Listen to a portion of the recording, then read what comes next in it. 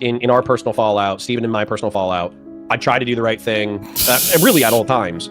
But I also tried to be like sane and balanced. This guy engaged in some of the most insane, over-the-top personal attacks on me because I was thinking about making the request of not having people in his Discord that were justifying A-logging and harassing indefinitely my minor child. Why do you think he's like this? Because he was as a kid. And I'm not saying that in a funny way. I actually don't know if he was but I wouldn't be surprised. I wouldn't be surprised. And also his grandma had dementia and his grandma euthanized a bunch of dogs. So saying that I was as a kid and that my grandma was mass murdering dogs, that was him holding back. Like, Jesus Christ. What is this? Why are they so Wait, hard how to did you read? even get this? Who? How did you get the counterpoints in Pisco DMs? Were they... I don't know. It's Is this posted like a on... leak? Yeah, it's posted on the subreddit. Oh, was violating rule number 8. Who leaked this? Maybe someone alt-tabbed? Cool beans. This was 3 days ago. I'm crashing out over Destiny calling you an anti-Semite. Let me know if you want to call at some point. I hear you, bro. I would want to discuss without a focus on his bullshit. He just wants attention. And focusing on his bullshit would be a win for him since he's desperate for my attention. Then what would you want to talk about? Because honestly, I'm done holding back on him. Yeah, really? On him being a piece of shit and expecting people not to throw elbows back.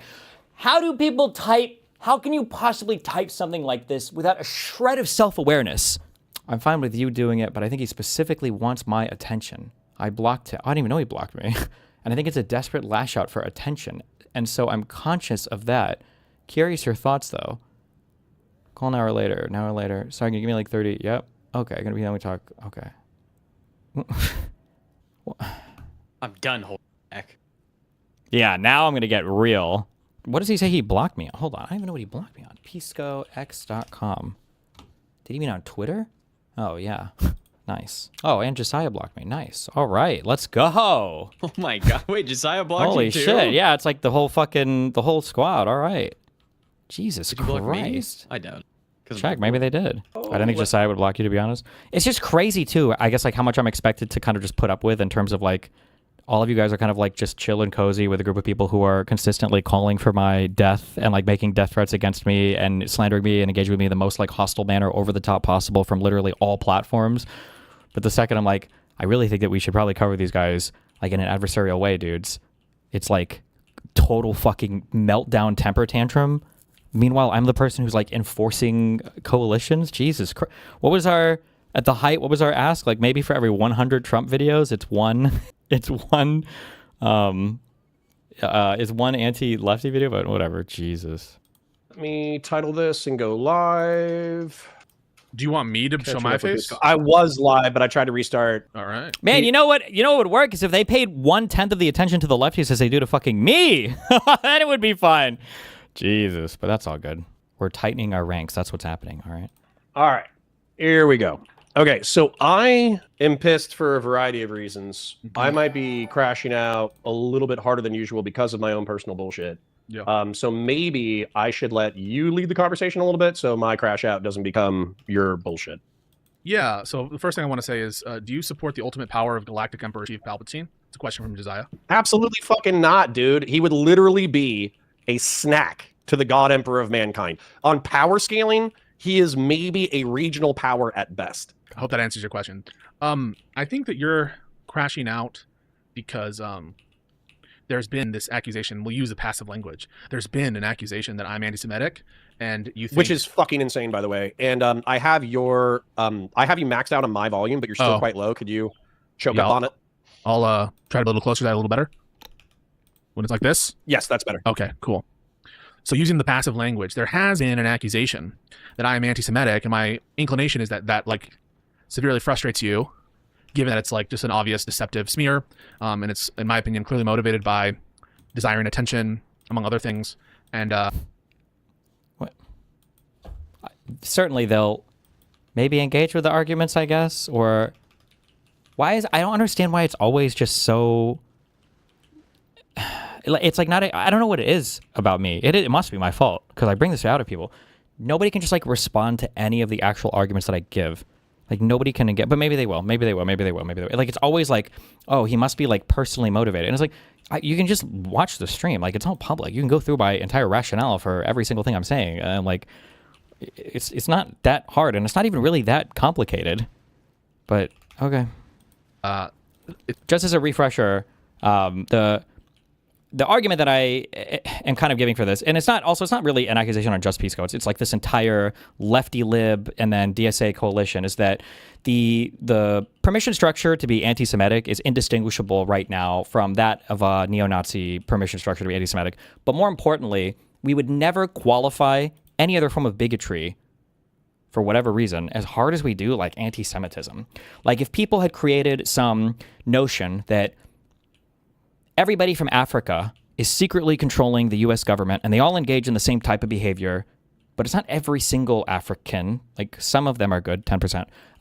That, like, there's no world where if I say, like, I don't hate Africans, I have friends that are Africans, I don't want anything bad to happen to Africans, but I need to be able to honestly speak about Africans are literally dictating orders to the U.S. government and their control. I don't have any evidence of that, but like this is, like, there's no other form of bigotry where we'd be like, well, they're not racist, but they're, like, creating they're creating, like, a racist permission structure, and then they're using points that are indistinguishable from other bigots that are being used to further other forms of bigotry against, like you would just never use. Say, oh, this person's bigoted. Or at the very least, they're part of, like, a structural bigotism or racism or misogyny or whatever the fuck else that is facilitating it. And I feel like I've fucked my mind a little bit just because the anti-Semitic shit has been used so much by people on the left in the past towards basically everybody, calling them a neo-Nazi or calling them anti-Semitic or whatever the fuck, that unfortunately, it feels kind of cringe to say that somebody is anti-Semitic or contributing to anti-Semitism or whatever. And so I feel like I've been a little bit reluctant to go down that road. But also, when I say go down the road, I'm not like here to call people neo-Nazis and like, no, now we don't have to engage with them. But I think that like we're at levels of Zog posting that I've never seen in my entire life before, and none of these guys call it out. Every single person is part of that on this side, and they're all complicit in it. And that's just insane to me that that's like where we're at, and nobody can say anything about it. But it's caught you feeling all kinds of ways. I take the view that, like, I'm going to defend myself, right? Obviously, but sort of feed it into a distinct personality-driven drama cycle is precisely like the wrong approach. In that it is like dead in the gutter, and it's not worth us being like so upset about it. I think that the accusation is like self-discrediting, and frankly, speaks for itself and how ridiculous it is. Of course. Well, there you go. Okay, but my frustration with the exact same drama is, and maybe I'm tagging things together, which might be unfair to the situation. But after Stephen and I had a personal split, there was crossover between our communities, and there was an attempt, at least in my opinion, I attempted to retain some of the people that had like cross-pollination between the communities. But the truth is, in my opinion, that the drama and its after effects tainted our relationship to the point that those relationships weren't sustainable in the long term anyways. And so all I did while trying to be as honorable as I could was I still lost the community members that I cared about. Like, just to be clear, the drama, quote unquote, that Connor is talking about is apparently calling Child Protective Services, the FBI, and I guess multiple local law enforcements, because a snarker convinced him that an email that was sent 8 months ago by somebody who was having a meltdown online meant that me and this person were having extended fantasies that were going to potentially lead up to us trading our children for each other in real life. Okay, that's the interpersonal drama that Connor talks about. All of this was fucking crazy, and all of that was spurred on by me just casually kind of floating in front of Mr. Mooten. I don't know how I feel about being friends with streamers who have people like Doobie in their Discords 24/7, like in 6-hour VCs, saying that my kid should be doxxed and harassed for the rest of his life. I don't know how I feel about that. And that was the impetus for Connor to be like, well, I've known for a long time that you were trying to kid swap with another woman. Like, are you okay? But okay, so that's the background to this drama. So somehow he was surprised that he wasn't able to hold on. I don't know. But okay, anyway, so that was that was that. All right. Well, you floated that you would blacklist them, yes? I don't know if I floated. I don't think I floated any direct prescription. It was like a thing that I was just like openly thinking about with Mooten. Like, not to mention the fact that even if I did say the word blacklist, like, I famously have the least kept blacklist in the entire fucking world. Okay, in terms of like ops that I continue to debate, All right, emotes on the blacklist. But like, I didn't even commit to anything on that because Wick came in and talked to me about it, and I hadn't even committed to like anything strong. It was just like there was a thing that made me deeply uncomfortable. That there is a guy called Doobie, the same guy who prepared the document for Connor, by the way, to go over on stream. That guy was in voice chats for 6 hours a day talking about why it would be okay to A-log my minor child, and then 3 years in the future, if he's ever an adult and tries to go to college or get a job somewhere, he would have people like Doobie constantly hounding him. I think so. I feel like. Okay. I feel like it was kind of an explosive situation. But okay, we'll just say interpersonal drama. Be as honorable as I could, was I still lost the community members that I cared about. And so what's ended up like slowly, but I did lose them in the long run.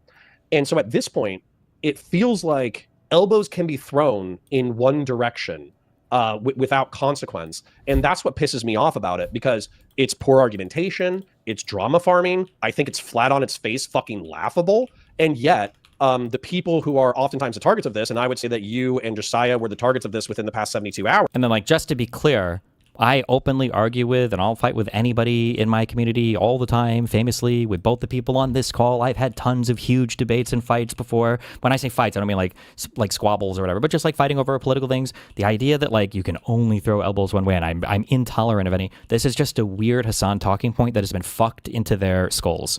I don't know how it's so effective. Usually like the biggest person that like people can push over, and you will just like take it and continue on. Yeah, it's which like is, I think, like a flaw of yours. But yeah. Sure. Well, yeah, I'm trying to do it as much, but like it's just like insane that like this talking point is just so readily accepted without like a second thought in their mind. But okay.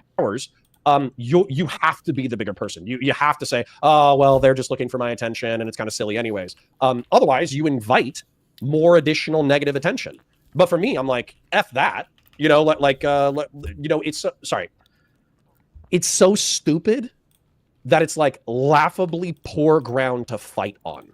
And I've been talking for too long, but I would like the opportunity to articulate that in a moment. Yeah, sure. I mean, that's all good. I want to explain why I do what I do and why I take the position that I do.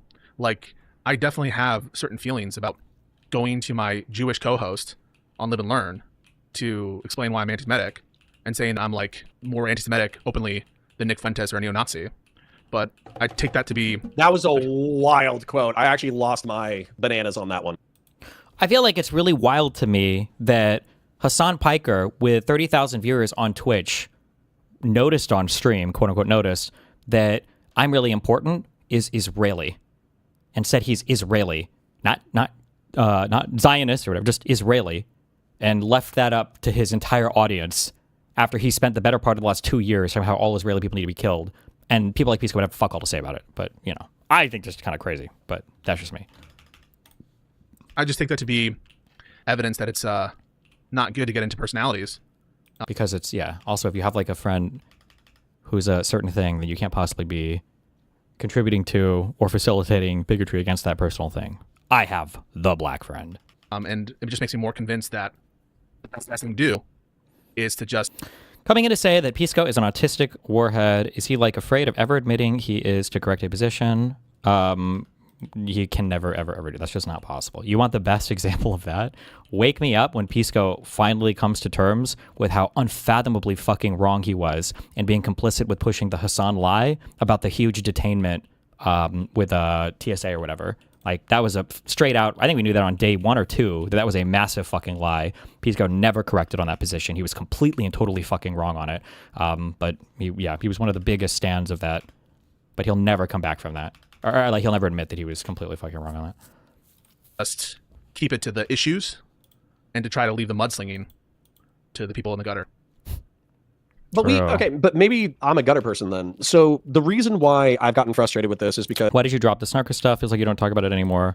Because that space has been fucking nuclearly detonated. A lot of that space kind of started to fly apart. Oh yeah, they kind of died. Oh yeah. A lot of people broke from it. A lot of the pressure on those communities made it a little bit untenable. So now Jessica generally focuses on a little bit of drama stuff, but just like lefty snarker stuff now, instead of just like the personal drama snarker stuff as much. So I think we busted apart that shit pretty well. But maybe I'm a gutter person then. So the reason why I've gotten frustrated with this is because we all started in the proverbial trenches of the panel scene. So we started in the Prime Kai Reverie Roundtable. We started in the Dylan Burns Hippy Dippy Roundtable. And of course, like there was an element of personality throwing elbows, mudslinging, personality attacks, etc. within those spaces. But I always did feel like the best people were the people who were capable of not only receiving those attacks, but then articulating something intelligent. And so for me, continuing at this point in my, whatever you want to call it, digital media career, I don't have this like, oh, I'm above attitude. And not only that, but it feels weak, and I'm not trying to criticize you with that because I think it takes a certain amount of self-restraint in order to not respond, but it feels one-sided to not respond because the argument is so laughable, which I want to articulate real quick. I was watching Steven's conversation with Mantis justifying his poor behavior, and in there he asserts that bigotry is defined, and then he basically defines systemic racism. Then he conflates systemic racism with interpersonal bigotry. Then he goes on to accuse you of having not only interpersonal bigotry against Jewish people, but of having such flagrant bigotry that you are equivalent to a Nazi. Whereas, what I think if we look at it descriptively, is you are, and in my opinion, I share this opinion, but it's nowhere near as charged. You are sometimes too nice, too far lefties who are anti-Zionist. That is not the same fucking thing. And to pretend it's the same thing is absurd. I agree. I mean, I think it's a disgusting thing to say. But what do I get out of litigating? It's so funny also seeing like how like sad and upset, like I can't believe I'm being called anti-Semitic. Like meanwhile, if you're like racist attacks against Jews are at an all-time high in the United States, and you have like the entire faction of the far left is like just openly hostile towards Jewish fucking anything, and anti-APAC has become the singular calling card by which a lot of these people unite around, and none of these people have had fucking anything to say about it. But it's the white man's fragility, okay, on full display here. Jesus Christ. Does he try to understand why he's being called anti-Semitic at all? I don't even know if he even engaged with it, but that's why I'm just curious. Like I said, it's just, my father told me he would always have the saying, because he was all about like self-control and emotional regulation. Two things. The first is, make a speech when you're angry and you'll make the best speech you'll always regret. That's number one. And two is, if you lose control, you're really giving another person power over you. The power to dominate your emotions, to change like what you say and how you say it. And so I've been reflecting a little bit more about his influence on my life and some of his maxims and wise sayings. And yeah, I just think that I want to approach this defending myself, but where I'm doing it from a respectable position and where I'm not giving into, this race to the bottom. Now, it might seem cuck to you, or like I'm choosing to disarm myself or whatever, but I don't want to allow others to police who I talk to when I talk to them, or to control what I do. And so autonomy is front and center about like what I intend to do going forward. And I think that means being mature and recognizing, yeah. Like, I don't even know, like, these are just like the most like worthless statements of all time. Like, I don't want anybody to control who I talk to. No one is controlling who you talk to. I think it's just like, if you're on this team, it's just like these conversations should be going a certain way, unless you're actually on another team, in which case that would that might be a good thing to like specify, I guess, if you're not actually like a center-left lib and you are okay with these people facilitating some hostile takeover or whatever of the Democratic Party. But then I'm also confused because I don't know what Pisco's actual position is, because there were bullets that he was biting in the convo with Conduit, I think, I don't think Pisco believes, but it's very dangerous. Have you ever seen like Code Geass? I think so, yeah. There was a scene in Code. So the guy, he has an eye, he looks at people and he command them to do things. Mm-hmm. There's a scene where like he accidentally says something to like his sister, like, "Oh, wouldn't it be funny if I told you to kill all Japanese people?" And then she like, "Oh shit!" She got fucking mind controlled by it. And that was like a huge turning point in the anime, right? Mm-hmm. I feel like Pisco has like a Geass where when he like takes a position on something, that's it. He's there forever. So he's like Geassed himself into like such like dumb arguments sometimes, like the argument about oh god, hold on, I'm trying to think. What was the oh fuck. What was I just thinking before I said this? Hold on. Troll what I do. Oh yeah. I don't think that he would go on Fox News and give a completely and totally uncritical performance. But I think Conduit asked him that. If Fox News was to bring you on and it was just to like bash like a black criminal and, you know, their analysis was correct, would you go on just to support their analysis without being critical of Fox News at all? And they just want you to come on and support their analysis of like why the black criminal's wrong. And Pisco said yes. But I just can't believe that's true. And I feel like he had that was a dumb position that he like guessed himself into, and so I don't think he ever changed it. But there's just no way. Got it. So they're like positions you think he's just taking. I can't possibly believe that. Or when he was making that one statement about how like putting up a sign that says like no blacks allowed isn't like, that's not necessarily racist. Or being like a Holocaust revisionist doesn't necessarily make you anti-Semitic or whatever. That like the amount of qualifiers that he was adding for these forms of bigotry it was thresholds that would never ever be placed on anything else. So, I don't know, man. And so autonomy is front and center about like what I intend to do going forward. And I think that means being mature and recognizing, asymmetry, but that's just the way, I think it's the best way to like. No, go for it. For my I own think interest. that I think the good news is that the what is it? I think they call it like a right to respond or something like that. I've seen that meme thrown about. So nobody would ever deny that you have like a right to respond. But I do think it takes a certain amount of self-discipline and strength to say, well, that's so absurd and flat on its face. Here's my actual positions and F you. And I think that particularly that since Josiah is successful and he does have his own thing going and it's not reliant on slinging mud in the trenches, I am, happy for him in that regard. And then I think you too, if you have a content career that is not reliant on getting down into the trenches in the mud, that's totally fine. For me, it's not the asymmetry just feels, I think the asymmetry feels unjust to me. And I feel like maybe this is just a little bit of personal shit, but like I engaged in the asymmetry because I thought that I would achieve a goal of retaining, staying out of the mud and being thought of as like a more honorable creator and being more patient, and that would be reflected in the outcomes in the audience. But it just wasn't. All that it meant is that one side could behave unilaterally poorly, and I just fucking, I just took the slow consequences of those hits anyways. Like somebody here is having this like some kind of psychotic break. Psychosis. I don't know if there's like a thing where we can get like a psychiatrist or something to pull us all into a room and have a conversation, because it's like Connor tried to go at me really, really, really hard multiple times. He dragged Lauren Southern's 4 name times, man. through the mud for no reason but to get owns on me in like online politics debates. Like He was doing multiple Erudite, too. Yeah, and he was leading these things. It wasn't like I was like personally attacking Connor. He's like, well, I'm gonna bring this up. Like he's leading it. And then for him to come out now and he's like, yeah, it just seems like the way that these people are engaging is they're unilaterally attacking me in a way that I've never been able to respond to. And it's like something here has to be, somebody's mind is getting warped here in a really, really, really bad way. And so that's where my calculus is different. Yeah. My father's stoicism was natural, but he never gave me highfalutin speeches about it. So I actually like being pissed off. Like, I hear you, and I'm not saying that there aren't trade-offs to the approach.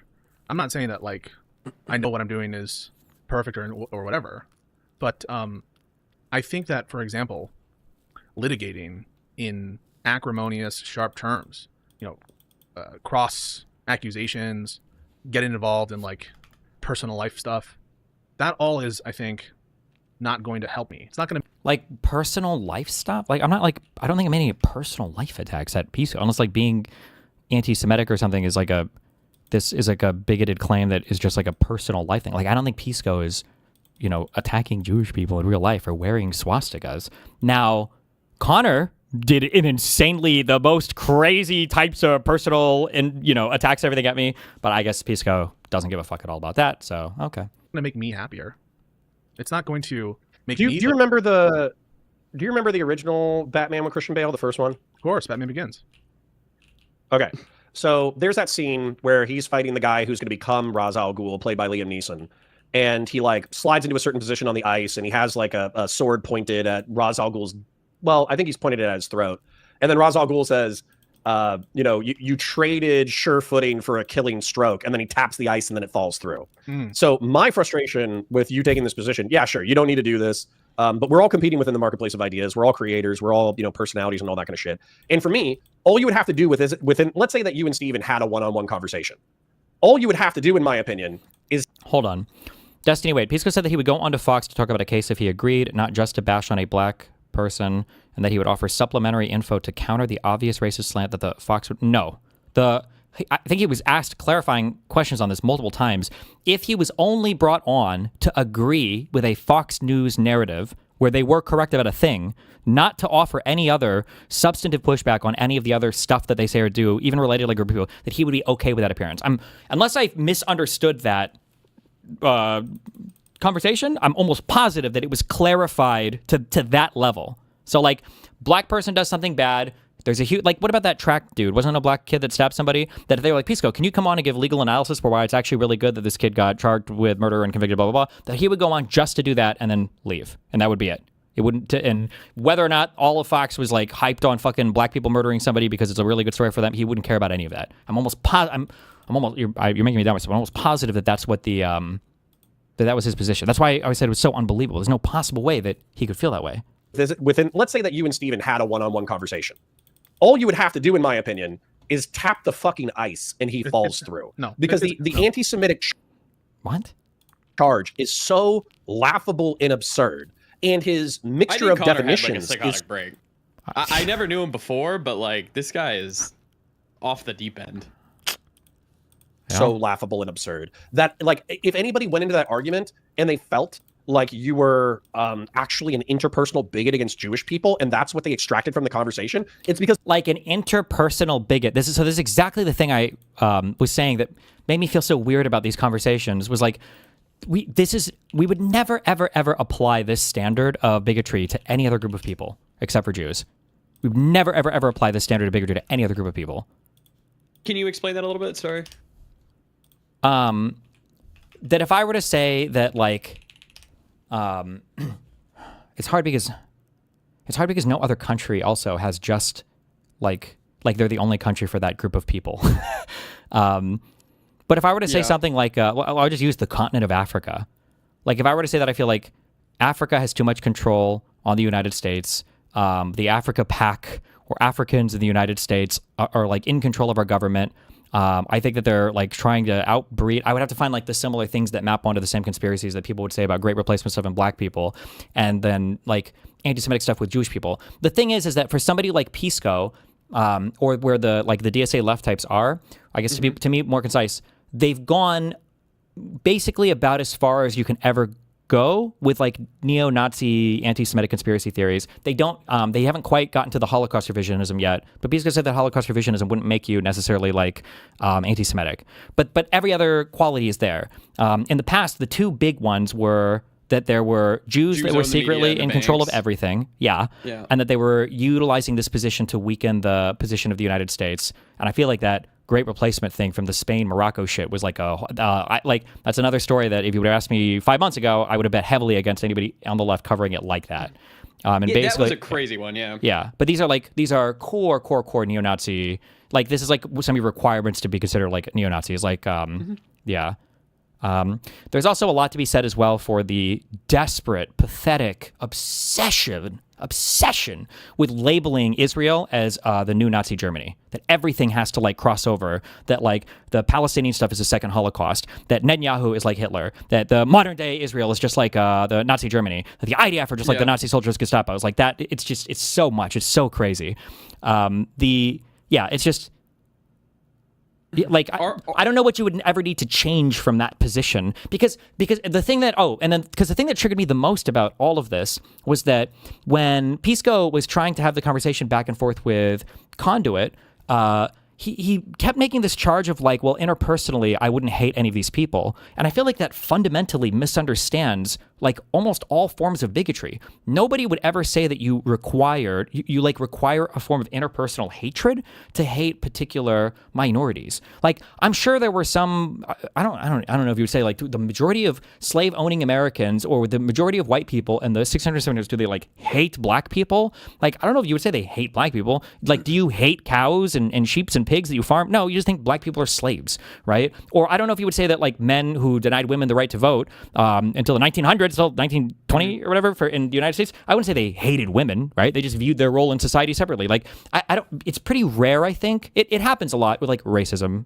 that people will hate other people, but bigotry does not require like an interpersonal hatred. And then much to the opposite, I feel like a lot of bigotry tends to, and I guess people maybe are working backwards for some reason, but it'll be like rationally justified, like it's not like the you know, to do the Nazi thing. It's not like all of Germany was like, oh man, we all really hate Jews, and because we hate Jews, let's fucking Holocaust them, right? There was a whole story for how they were controlling the culture, facilitating communism entering Germany, responsible for German media misreporting on the front lines in World War I. That all of this stuff was like part of why there was a huge Jew problem and you had to do something with them, right? It wasn't that they were all, I don't even know if the majority of them were like interpersonally hated Jewish people. Maybe for Germany they did because the hatred for Jewish people is such a unique thing compared to even how they viewed other races. But yeah, it's just like it fundamentally misunderstands bigotry, and it places bigotry in such a box that you will just never be. You could never, ever, ever identify. Like Fuentes would not be. Would Pisco say that Fuentes is anti-Semitic? Like I don't know how. I don't know by what measure you could even consider Fuentes anti-Semitic. And I'm not saying a Nazi or a neo-Nazi. I'm saying anti-Semitic at all because I don't know have I ever heard Fuentes say I hate Jewish people. I hate the Jewish people. I hate Jews. I hate Jewish people. Maybe he has. But like he does think that they control the government. He does think that they force our hand for all of U.S. foreign policy. He does think they're in control of the media and all the politicians. He does think that they try to intentionally weaken the position of the United States of America. Like all of these are the exact same things that people say about AIPAC, by the way.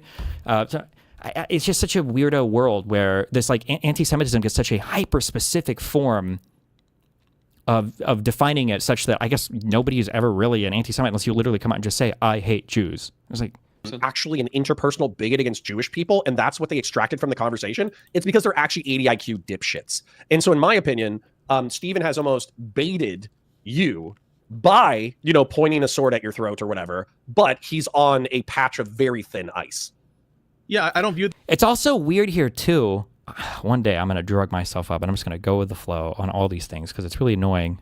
Standing against the wind on this, okay? Like, where is like this reminds me when people were like the worst thing you can ever call a white man is racist. It's over for him if you call him racist. Where they're like he's pointed a sword at your throat for saying you are anti-Semitic. Nobody fucking cares right now. That's like the least cared about fucking thing on the fucking planet. Who the he fuck might get invited to podcasts. Yeah, for that. Jesus. Like who the fuck cares? We have Democratic politicians, not many, but are posing alongside a guy who like openly fucking wants ethnic cleansing of the entire country of Israel now. Like who cheers on terrorist acts in Israel? Like what do you mean? Like where he pointed a sword at your throat by saying you're anti-Semitic. Who the fuck is listening to Destiny's accusations? And all my Zionist fans left because they hate me because I fucking hate Netanyahu. So it's just such a stupid fucking, I don't know. It's so cringe. Whatever. Your throat or whatever. But he's on a patch of very thin ice. Yeah, I don't view it that way. I view this. That's precisely the kind of cycle that I want to just get away from. Like this is the kind of thing which I think is very.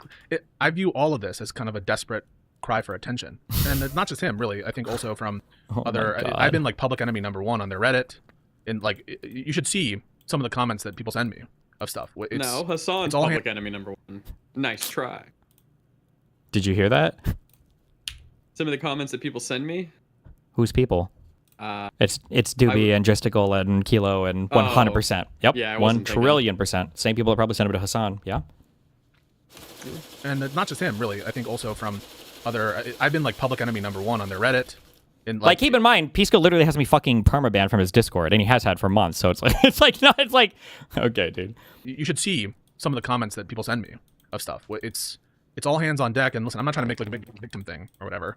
I can take it. You know, it's not gonna change how I think the best way to just remove any power or control that anyone has over what I do is to just keep doing what I want to do. Which, when has that ever been not the case in the past, like, year or two? Like, what is the... Oh, nice, Kathy Doyle. Yeah, all these people have been in... Nice, they're all there. When has it ever been the case that I'm like, oh, Mindwaves TV... It's funny that you know all their names. You're like, oh, it's all the usual suspects. Yeah, all the usual suspects are there. Yeah. God, I really came back and I was just like, where did everybody go? Where are all you people? Officer Nasty is there. Nice. Oh, yeah, I blocked that guy. Yeah. He's annoying. He just kept adding me. And what I want to do is not to do a conversation about my anti-Semitism and defend my honor with him. That's just not something that I'm interested in. And I think it's precisely what this flatly ridiculous and absurd accusation is trying to achieve. I think that's its goal. Why? It's not like I'm calling him out for like we need to be. It's funny because I've even said explicitly like this is the anti-Semitism shit is like fucking lost. That's a lost fucking cause. I don't even care to make that strong of a case about it or whatever. It's just a thing that I think is kind of fucking crazy how it's just so permissible now. How do you expand this if I don't have a plus sign on my keyboard? What is the equivalent command? Oh, Alt F4. What? Alt F4. Oh, really? Yeah. Well, I'm just in a different space, I suppose. I am of the opinion that we talked about like moral shit and different like moral responses to people's poor behavior. There's barbarian retributive violence. There's There's no plus key, not on my keyboard. eye for an eye. There's tit for tat, and there's turning the other cheek. And I feel like enough. So number one, my criticism against Steven would be that he postures barbarian retributive violence as tit for tat incorrectly, and his audience eats that shit up. And then my second charge is that I feel like everyone in the space, either due to some like personal code, moral code, and or they just don't want to deal with the dog pile. They just don't want to deal with dozens or hundreds or thousands of people calling you a piece of shit. What they do is they turn the other cheek. And I just think that I'm done in that regard. I feel like enough people have turned the other cheek that he should have learned his lesson by now. He hasn't. Like, what the fuck is this fucking retard, this mega divorced retarded? What is he talking about? Hello? What? This guy engaged in some of the most insane, over-the-top personal attacks on me because I was thinking about making the request of not having people in his Discord that were justifying A-logging and harassing indefinitely my minor child. What? How dare you? Okay. Jesus Christ. What's funny is you didn't even have to make the requests. Everybody just showed themselves and then fucked Yeah, off. yeah, true. Kicked them. Turn the other cheek that he should have learned his lesson by now. He hasn't. And I think that too many people, either due to material comfort or personal preference, they just don't say, hey, fuck you. And that's where I'm at. Who are all the material comfort people? I guess Dan and Mooten, whose lives my underlings. But I mean, like, who? Minion, please. Who has had? Nobody has had trouble spinning off of my community. Like, what the fuck are they talking about? I've never been on an episode of Live and Learn, right? I don't think so. And all four of those people were ostensibly my minions. Where am I exercising all of this control? You're bad at controlling your minions. Look at how many snarkers you got. True. Like, it's just so fucking... It's such a vapid, stupid, hollow... Like, it's so obviously the remnants of what, like, the snarker people have fucked into your empty skull. Like, it's like none of the... Like, these aren't even good. It's just stupid. I don't know. Jesus. I think that's what I'm doing. But sometimes I think the coldest way to do that is to, like, just not give in to that urge and to not give, easy attack vectors that are not on the terms you want, right? Like, I think that I'm happy to constantly debunk and destroy all of these, like, pathetic people who call in. Not you, whoever you're thinking. Like, if you called in, I'm not referring to you, but somebody. Yeah, if you called in, you're based. If you called in, you're based. I'm happy to do that, and I'm happy to have it be on those terms. But all it takes is just, like, one little slip or something. You say something that, like, isn't completely 100% justified, and then that becomes the kind of narrative. And so it's just about control. Yeah. You got further to fall. What I would say, though, just so we I'm don't also not repeat interested in that- it, right? Like, even this conversation right now, it's almost like giving more air to it. If people want to defend me, that's fine. If they don't, Click trust. What? because he was as a kid. And I'm not saying... Oh, yeah. Jesus. I forgot about that Jesus one. Christ. I forgot about that one. Yeah. What's the time frame of him his wife? Last February. Literally, he gets fucking sued. The drama drops, and he's talking to this chick. Why do you think he's like this? Because he was as a kid. And I'm not saying that in a funny way. I actually don't know if he was but I wouldn't be surprised. And also, his grandma had dementia, and his grandma euthanized a bunch of dogs. When he was a Jesus. teenager. What the... Hot diggity dog! This is a rough... He went for, friend like, divorce. all of them. Yeah, man. like, what is, like, Jesus. running down? Like, what is every single personal attack I've ever heard on this person my entire fucking life? Also... He keeps on trying to say that he's 5'8", but in the beginning of his career, he was 5'7". He lied. He's actually 5'5". He actually is like, his grandma was a slave owner. He showed me the pictures of their sugarcane plantation. They do call themselves the Gusanos. Like, Jesus That's his real last name. Christ. Well, That's fine, too. And then now he's like, I'm tired of Steven personally attacking us and us never responding to his personal attacks. Like, bro, are you okay? let me articulate the calculus that seems to have bewildered some of your critics, because I feel like I've heard you and Josiah and Who other is people... feeding Connor this stuff? Connor has been getting fucked in the brains by all of these weirdo people who are in all these chats, and that's all We they didn't do with the notice whole it life. for a bit, but when we caught on, Oh, yeah. Well, after the big thing, they all showed up, right? Maywan, Doobie, Kathy, the Officer Nasty person, this Allie Cattails, I see her snarking a lot. Yeah, they're just like, it's like the same like 5 to 10 names that just show up in every fucking Discord or whatever. People articulate this calculus before. So there is a coalition of people who do not like Trump and do not like MAGA, who need electoral. Wow, Grant, thank you for the $100. You should play Guam.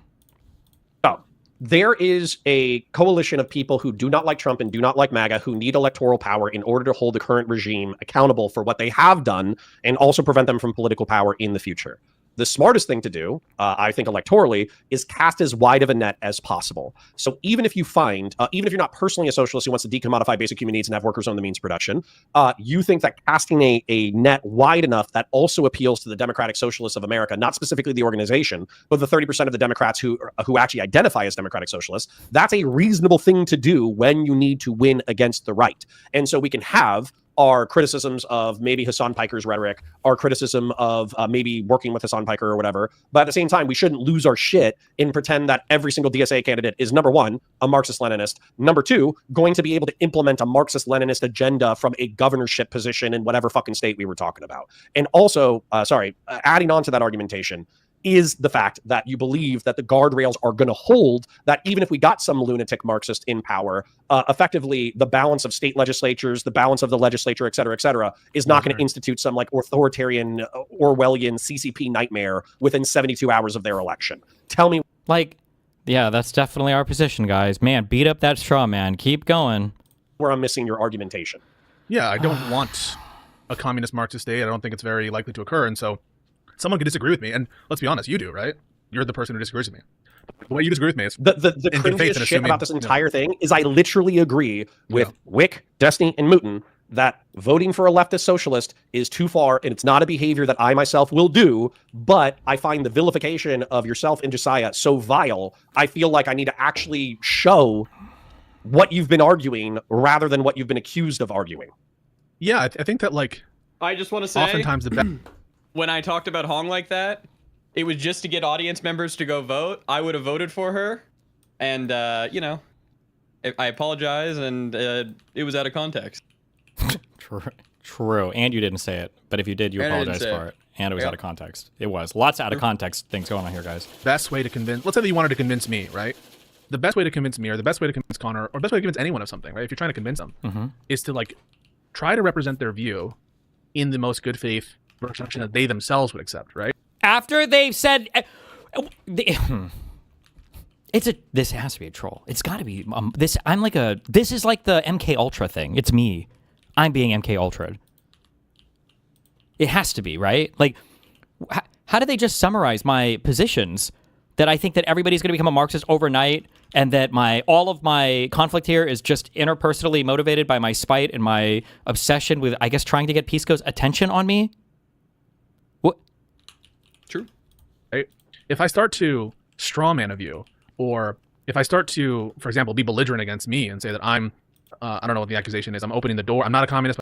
Another banger? I don't need to, listen, we all know Connor got Relationship. What is this?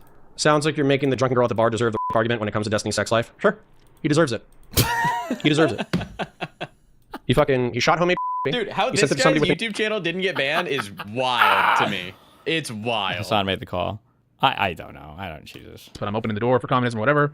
I'm like less apt to hear you. And so to the extent that like, Connor, you're trying to convince Pisco, hey. Are all these snarkers feeding content creators info? Basically former DGG fans turn anti-fans, turn snarkers. Yeah, all of these guys get fed info from the same group of people. Yeah, just to go, they make their little documents and notepads and then they ship them out. This is where Hassan probably is getting most of his information from. It's where Pisco. It's a morning dossier. Yeah, probably, unironically, yeah. Where it's like Trump. Yeah, basically, yeah, maybe in crayons too. Yeah. This is actually a real threat, and you're underestimating it. I would rather hear the honestly from you, because I at least have some confidence that you're going to try to repeat back to me my framing and my values in an honest way.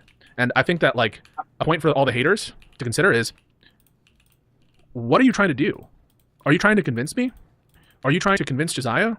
Are you trying to... No, they're trying to tribally excise you.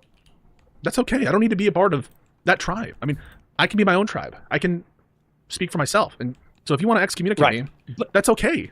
I don't want to be a part. Like, you're not even in the community. I feel like I'm like I feel like I'm like hanging off of on the very outer edge of all these guys. It's not like we're like, I don't even know, dude. A group of people who lie about me constantly, lie about my views about these terms and about these arguments, do debunk stuff, and like that's not fun for me.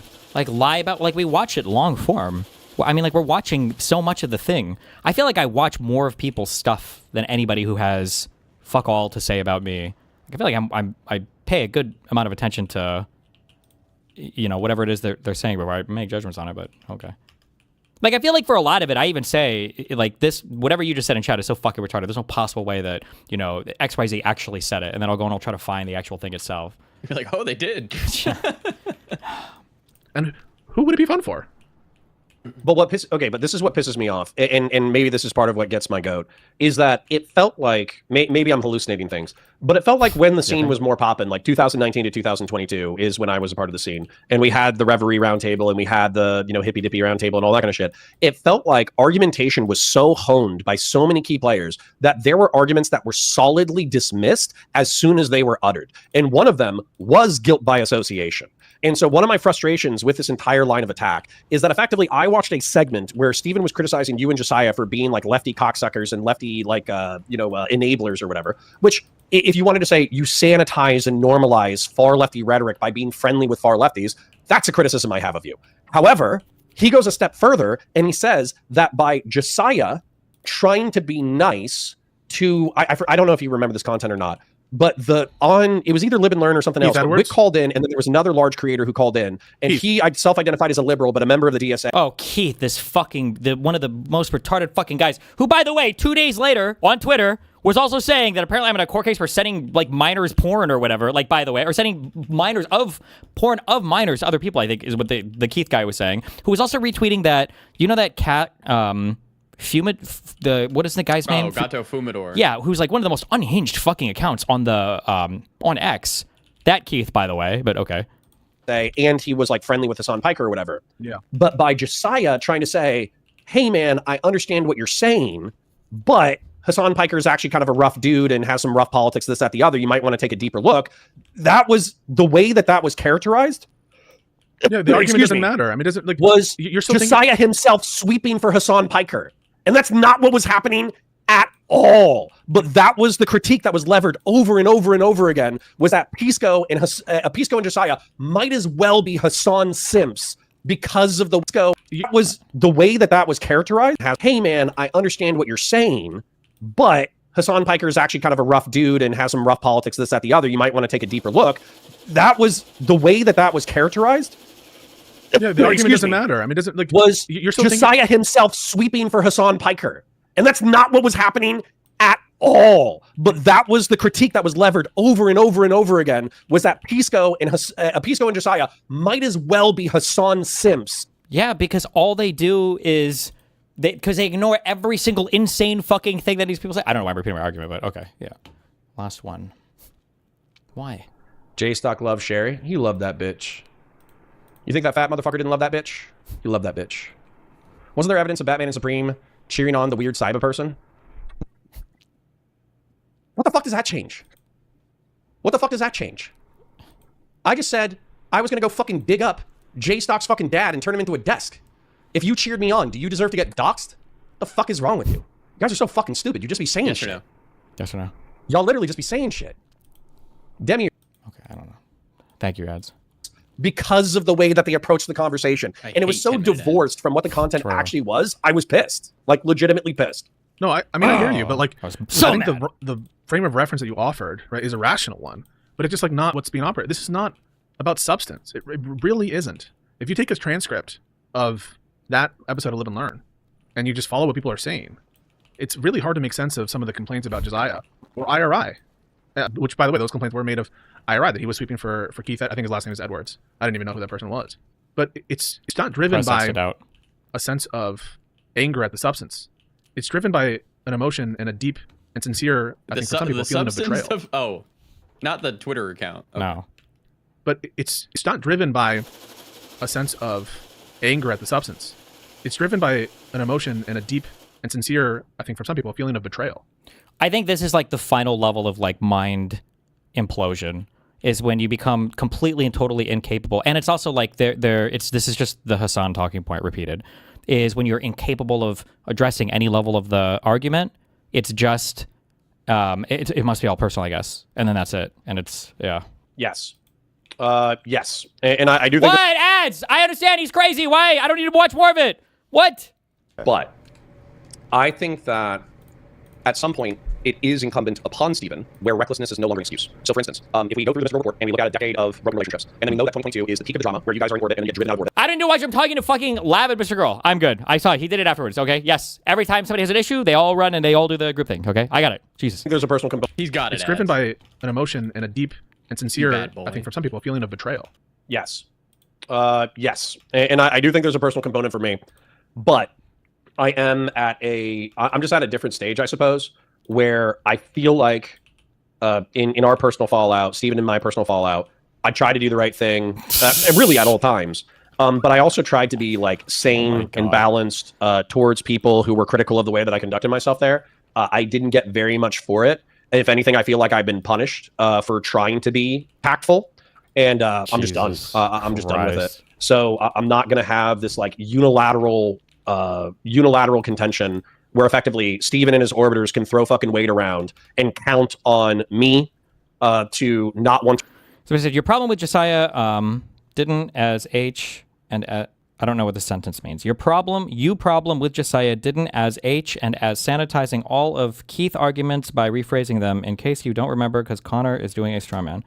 Oh, my issue. Oh, yeah. I don't know if that conversation itself had anything to do with them sanitizing Hassan. It had to do with the fact that Josiah was hardcore laundering all of Keith's statements. Sure. Respond due to the dog pile that will incur if I do respond. I'm just going to fucking respond the way that I feel like it. And sometimes maybe that'll be more like you, where I'll just be like, that's small potatoes. Who gives a shit? Fuck 'em.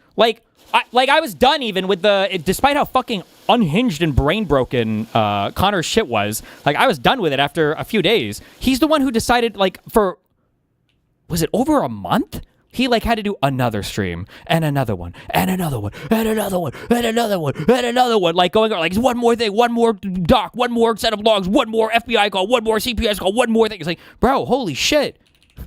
Take a breather. Right? That it might be like that. But sometimes I'm going to be like, no, that's too far. Fuck you. Here's my line, and here's why you're a piece of shit. And I think that's just where it's at. To quote a great liberal, I love debate. I love conflict. I seek it out. Okay? So I definitely appreciate disagreement. And what? I don't even know who that's supposed to be a snark on quoting Hassan, I guess. Hassan. Okay. But I don't even know. Okay, good one. I will, as part of my stream, react very strongly to people in the chat who say things I disagree with, and I will react the way that I think is appropriate. And sometimes, I go a little hard on some commentator or some, some chat. I said my piece. I do consider it. I think at this point, I would say that these lefty people, if they aren't saying anything explicitly about what's going on, I would consider all of it anti-Semitism. I consider all of them anti-Semitic. But no one cares about anti-Semitism in the United States, so I don't give a fuck. So it's not like I'm every single day. I'm like, Pisco needs to answer for his anti-Semitic. I think they need to answer for the blah blah blah blah. They're acting like I was demanding some fucking we need a public statement on you from this when it's no, nobody's even who fucking cares, bro. Chatter or someone who's calling in, and oftentimes I feel bad afterwards because as hard as I go on all these people, and I want to just be totally upfront and call them losers and you're dummy, low IQ, all this shit. At the end of the day, and I'm not doing this to be condescending, but it is true. We're all people. There is a great deal of overlap in our values and some of the people who call in and who I do believe that some of these people want to just see the world be better. And it makes me sad that they have this, what I think is an untrue view of my opinions or my intentions, or they think I'm just doing this for money, or I'm just grifting. But you can't let... But wouldn't they feel weird to accept the position of laundering anti-Semitic views? I mean, I'm sure they would. And I'm sure, I don't know if they can talk about it or not. It's up to them. I don't ever force content on any of these people. But I said my thing on it. It's pretty rare that I harp on the same thing for... weeks and weeks, unless it's an active back and forth. I generally say my piece on anything and move on. I don't know, it's retarded. Or I'm just grifting. But you can't let that kind of constant negativity, and trust me, I have received a lot of it, but I'm not like freaking out about it because I feel like I can handle it, and because I don't want to let them have control over me. And if I start, carrying the weight of all this negative shit, you're grifting, you're a liar, you should be kicked off, live and learn. You're not even a true Democrat. You're not even a liberal. You don't even believe what you're saying. You're just hard-headed. If I really let... I can't believe that for some of the things, I just can't. I can't because, like, I guess it depends on what he considers the greater insult, because I don't think that Pisco is that fucking retarded. Like, the TSA thing is just, it's the most obvious thing that he was just so incorrect on. I know he's traveled internationally before, and I know that he is a real lawyer from a very good law school, and I know that he understands how TSA works and how immigration works. I know he knows these things. So there's no world where he can really be that fucking retarded that he was just buying the obvious bullshit from the Hassan TSA story. There's no explanation for it other than he was hard-headed, and there just can't be anything. I don't know. I can't make sense of it. Their sort of negativity and comments get to me. They would have power over me, and that's precisely what I don't want. And so I don't intend to like stop defending myself. There are some ways in which I want to do that, which I don't think are productive, and which in my opinion, it's also the narcissism of small differences. What I mean by that is if I was talking to a communist or whatever, I might be hostile to them, talk a lot of shit about them or whatever. But I tend not to take those conversations personal because I know we are so far away politically that effectively I'm talking to somebody who just doesn't believe what I believe, so I don't take it personal. Whereas I think part of the reason why the invective is so harsh against you, but also maybe why I'm taking some of this so personally, is because of the shared political differences or the shared political project. That's why I think it's not feels substantive. a lot more personal. Yeah, it feels when somebody in an enemy political tribe calls me a piece of shit, a grifter, a liar, a manipulative, Wow, good argument. It's so weird listening to them recycling arguments that I've pioneered in this space, and now they're just, thank you. Yeah, this is a good explanation for why the bigotry of small differences does hurt so much. And I know this, and I know that I'm the one who originated this argument because I was the fucking lefty dude that was constantly called a fucking Nazi and a fucking racist over and over and over and over again by everybody in the space. But thank you. Anti-Semite, whatever. That's water off of a duck's ass because fuck them, they're not part of my tribe. But when somebody in my own tribe calls me grifter, liar, manipulator, Machiavellian, anti-Semite, whatever, which by the way, they're not saying half of this shit to me, they're more saying it to you. But I think it feels more personal, both for the person making the accusation and the person receiving the accusation because of the perceived shared political project. Yeah, I get that. I sometimes tell the story about college. When I was in college, I'm not lying when I said I was really against identity politics. Notwithstanding that, I was part of some affinity groups and stuff, I really didn't like this whole, you can't wear sombreros if you're white, go after this white guy with dreadlocks, this whole, like, we can't criticize Islam shit. This was very much in the zeitgeist back then. And I remember, like, speaking out about it and losing some friends and people who, I really liked and who were, I would say, like, close to me. And that experience always, like, stayed with me. And it did feel worse when it was people that, like, I was close to. And it was a learning moment, but it's also one where I think I discovered a little bit about myself. I've changed a lot over the time that I've been, like, speaking out publicly on politics and stuff. But I just know that I can't let these, like, I don't know, relationships or these friendships or these, feelings of wanting to please the crowd change my truth. And that's crucially what I try not to do. I don't try to pull back punches because I don't, like, I want to just build relationships and that kind of stuff. I think you and I share that. I think that's part of the reason why whenever somebody accuses you of, like, even in my own chat, there are some people who aren't a fan of yours, but they'll be like, oh, Pisco's bad faith, or he's doing this or doing that. And I'm like, no. I've been talking to this guy for 6 fucking years. Okay. It's actually saying that DGG is idpol brained. I don't think he's saying that. I hope not. I'm going to assume he was just giving this as an example for something that he fought against a lot in college.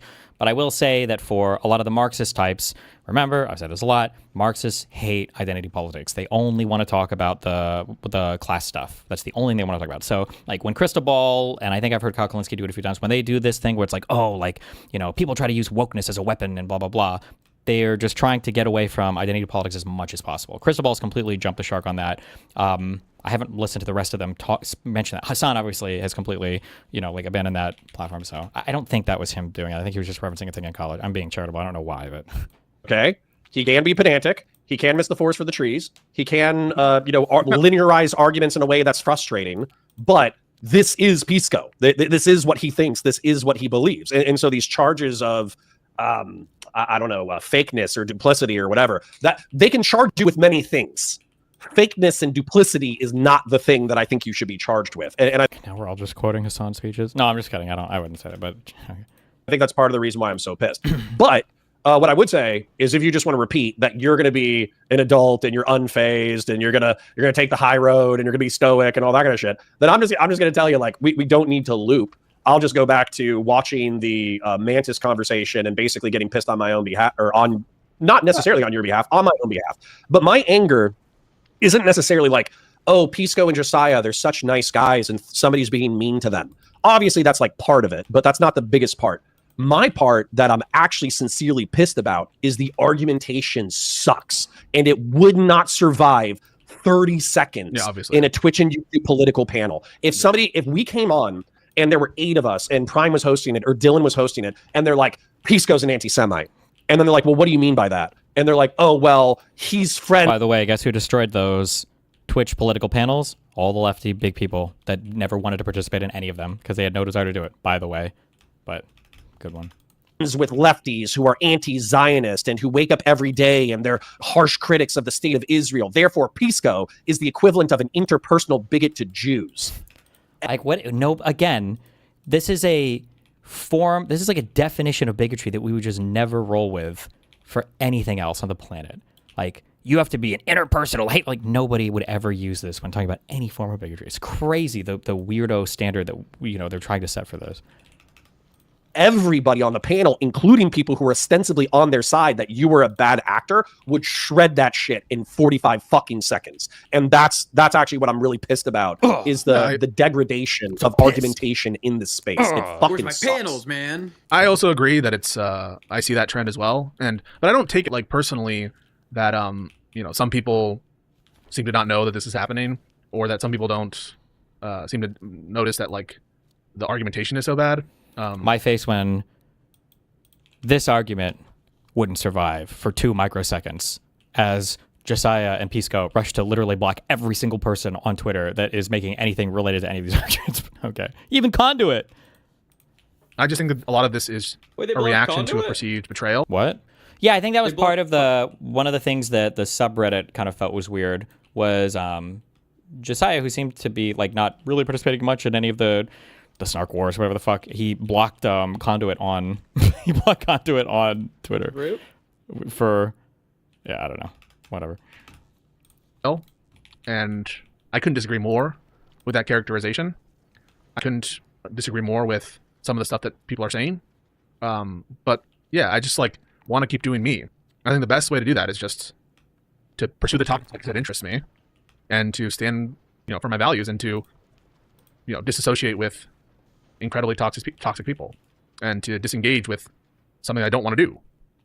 Like, I don't know why he keeps saying these, like, disengage. Like, he's acting like he's making some huge decision to leave, like, a community, and it's like, this is already what you do. Like, you don't engage with any of this. But I don't understand what he's saying. Like, what? You're not engaging already. What are you acting like? This is like such a dramatic thing for nothing. I don't understand.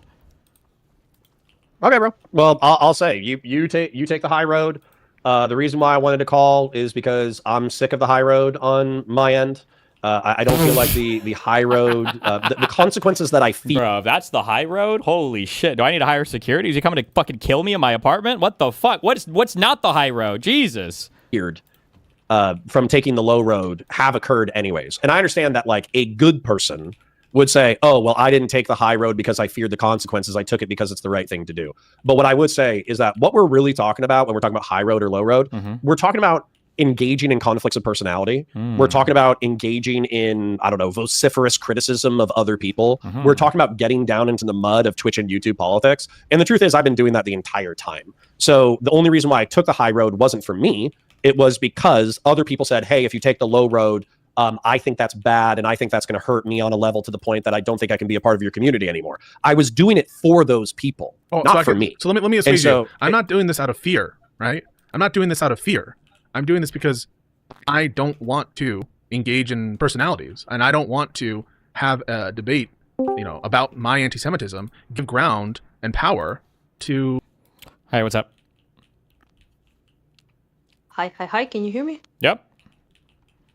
By the way, I have sent you with the medal and with the, the gratitude letter and all sorts of stuff. I have sent you a thing that is part of Ukrainian culture that's called motol, basically. It's the tradition of making them is like 5,000 years old. Wait. So Your I thing think got cut out. It's called a what? motanka, it's a doll done by knitting, like a Ukrainian traditional thing. And basically it's like 5,000 years old in terms of tradition of making it. But point is that I'm just listening to what Connor said, and I think I was so correct because the dolls are considered to be a protective charm from evil energy, jealousy, envy, and like, you know, people that wish you harm. Because if that was his high road, Oh, you need a doll to protect you from the low road. yeah. Jesus I think. Christ. Yeah. So probably like put it somewhere when it arrives, put it somewhere like, I don't know, on a door or something. Like, because what the fuck? You need a protective charm, like a talisman, like a, you know, repellent. I don't know, something, Yeah. clearly. We will hope for the best and see what happens, I guess. Yeah. That aside, though, you brought that up, I think, a couple times about the Jews and stuff that people like allow. Why do they bring it to like individual hatred? It just boggles my mind. Aren't the Westerners supposed to be the whole? We understand like racism and bigotry like better than any other person, but then it comes to like Eastern Europeans or Jews, and then it's for some reason it's like I don't hate individual Jews. I think part of like the Yeah. political moment that we're in right now is for a lot of these subversive lefty types like Hassan that are trying to draft people further and further to the left for the Marxist stuff, the socialist stuff. They don't want to focus on any identity politics related stuff. They only want to focus on like this class related stuff. So it enables them to have their political movement not be distracted by minority issues or bullshit like that. Yeah, And I get that, but yeah. like So- Connor is not part of that shit. So no, like, but they're all why getting is he mind there? fucked into it. So this is just like, well, because part of the groups, Connor, this doesn't apply to Connor. Connor's retarded all on his own because he's technically conservative. But for people like Pisco or Josiah, because all of the people that they're now kind of like in cahoots with and either giving a free pass to or openly supporting are like by any objective. Like if you were to look at it and compare it to any form of bigotry, these people are like, the rhetoric is neo-Nazi esque.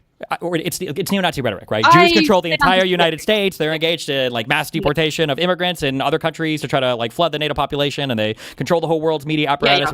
And the whole APAC is controlling all of our election. It's not even like no corporate money, like no APAC money. It's just, I think Hassan said that we will not have our next president as one who either takes money from Israel or it's just like. Yeah, but like that's a very weird position to like sit by and not be like something weird is going on here without trying to find a way to kind of like dismiss all of it. So now we're going back to our conservative vocabulary where conservatives had very, very, very precise ways of talking about racism so they could never be accused of being racist, right? Like I remember arguing in 2016, they would just flat out tell you like, I fucking hate Mexicans. They're lazy as fuck. And you could say some shit like, bro, it sounds like you're kind of racist, man. And they would say like Mexico is a nationality. Like, okay. Yeah. Or they're like, I don't like Mexicans. I hate Muslims. I hate fucking, like, it'll just be like shit like this. Like, Muslim's not a race. That doesn't mean a race of people. And it's just like, okay, whatever. But that's essentially where they've gone back to, yeah.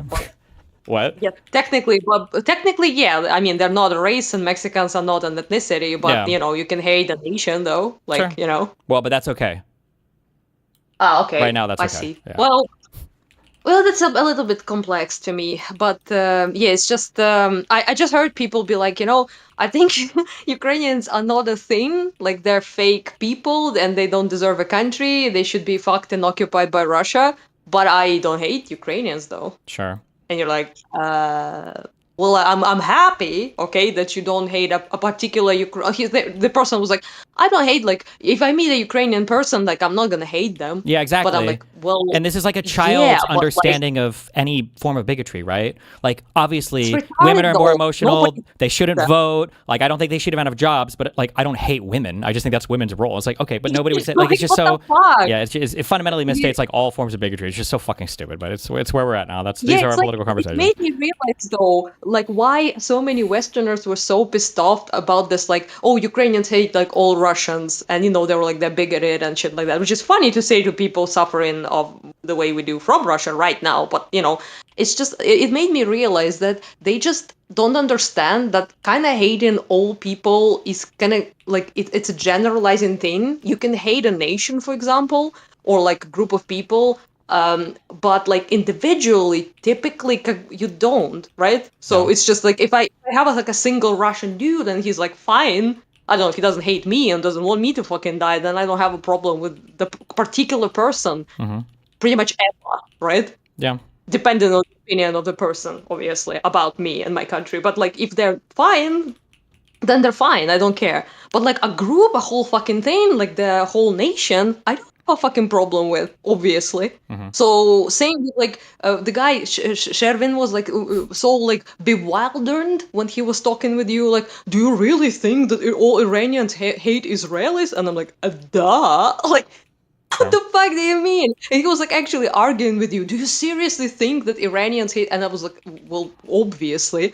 And then he was like, well, I'm Iranian. I don't hate them. And you're like, bruh, just fucking kill me. You American. You live in yeah. We're talking about people in Iran. Sure. Yeah. It's so fucking weird. Anyway, Mr. Muden is our new king of debate, though. Thank by the you. way, For now. I He's on his respect way to all becoming the women. next snarker, okay? Don't worry. absolutely I'm fucking 10 years mobbed. in. Mog, as they say. Yeah, I don't know, Steven. He might be coming for your, your throne, so Oh. to speak. That's good. So when one of these people assassinate me, I'll be ready to take over, I guess. Yeah. Okay, valid strategy. You are the God Emperor, so you name the successor. Yeah. So there is It's like no. the Sith. There's There's no still two. confusion. Exactly. Yeah, that's a really important thing. Yeah, for all the authoritarian movements, and all, you gotta have Absolutely. your successor already named. Tactical, some might say. Yeah. Yeah. Anyway, the last thing I wanted to say yesterday before Crowd appeared, and I forgot that.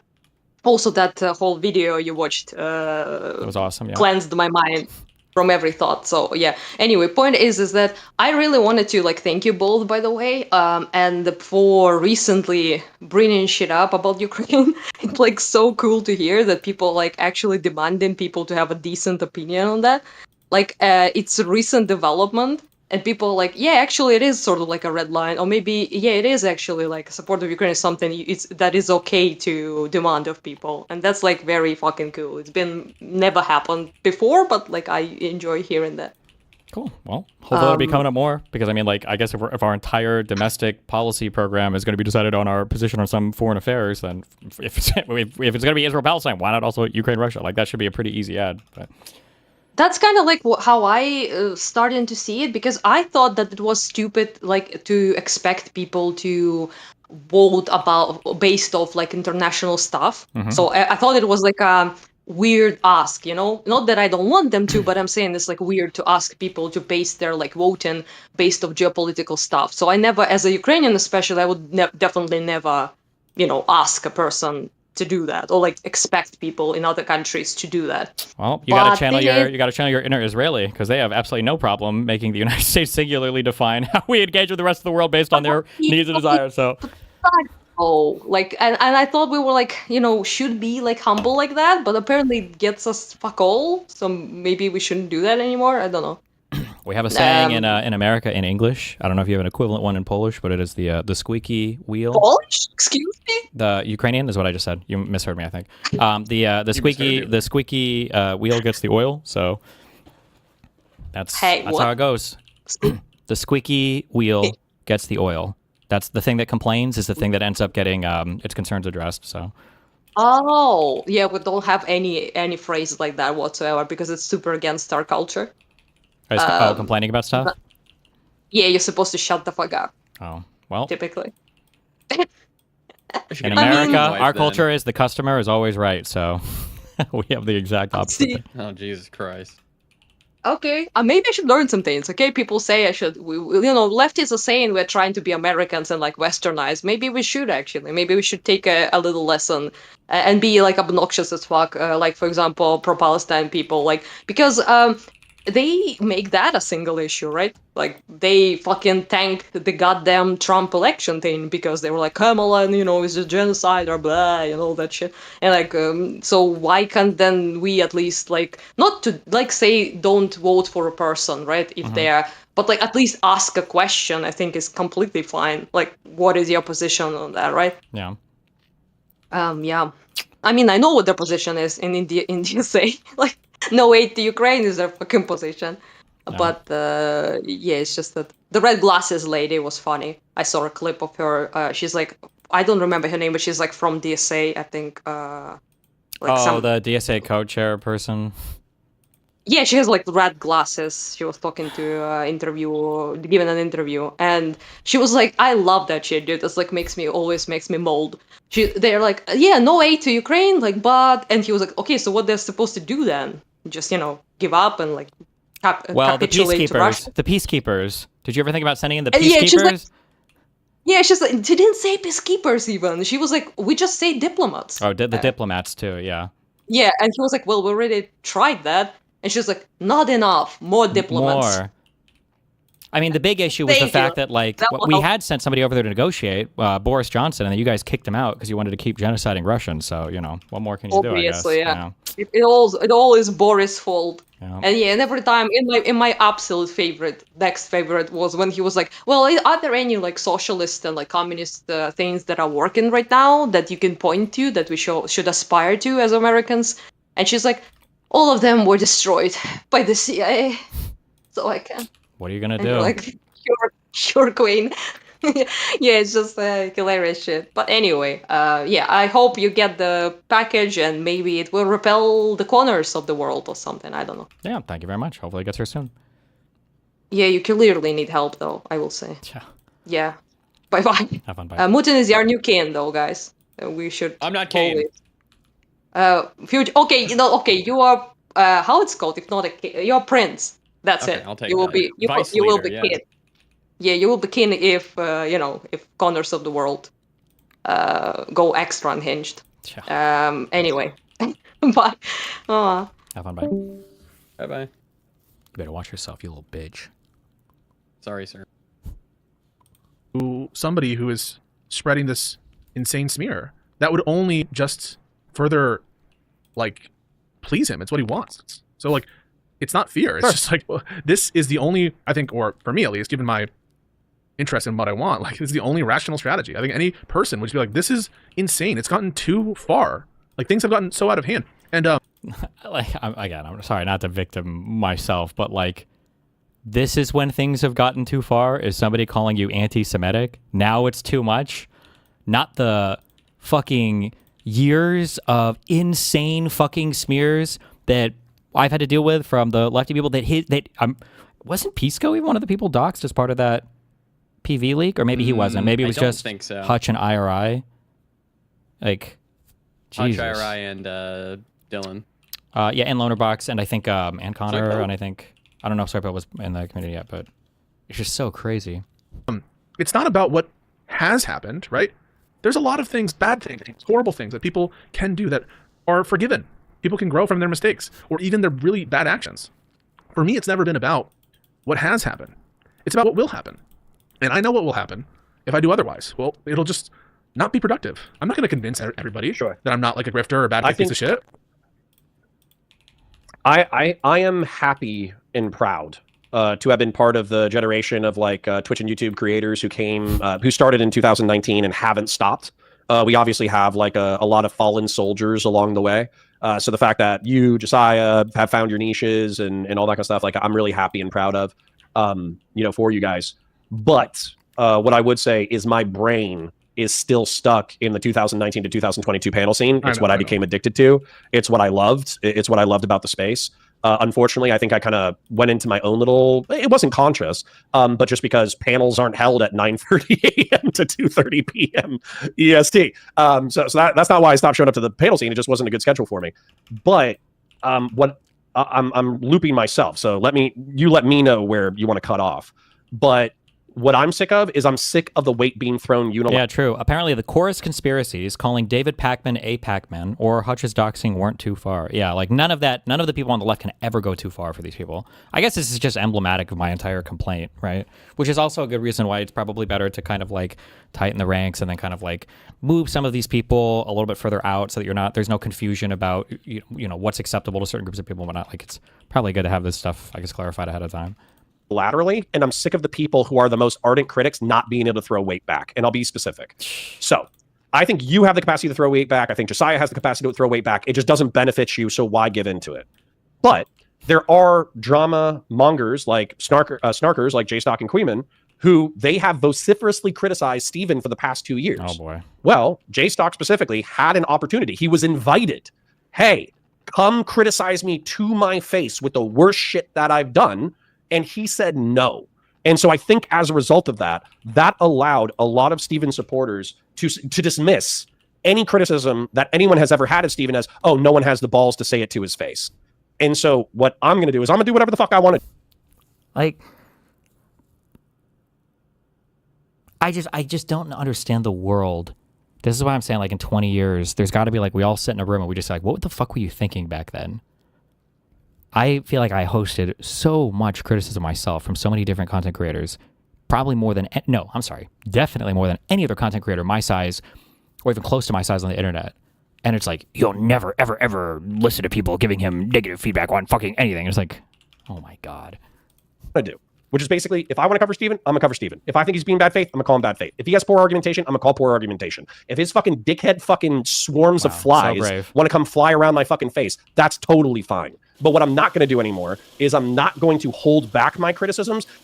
So saying that I was as a kid and that my grandma was fucking mass murdering dogs, that was him holding back. Like, Jesus Christ. Out of some false hope that he's going to become a better person over time, nor am I going to hold this back in order to save the feelings of mutual audience members who want me to play nice. It's not, I'm done. I wanted to be helpful. I wanted to be nice. So brave. But I'm done with that. Yeah, but rest assured that's not what I'm doing. I'm not trying to placate any audience.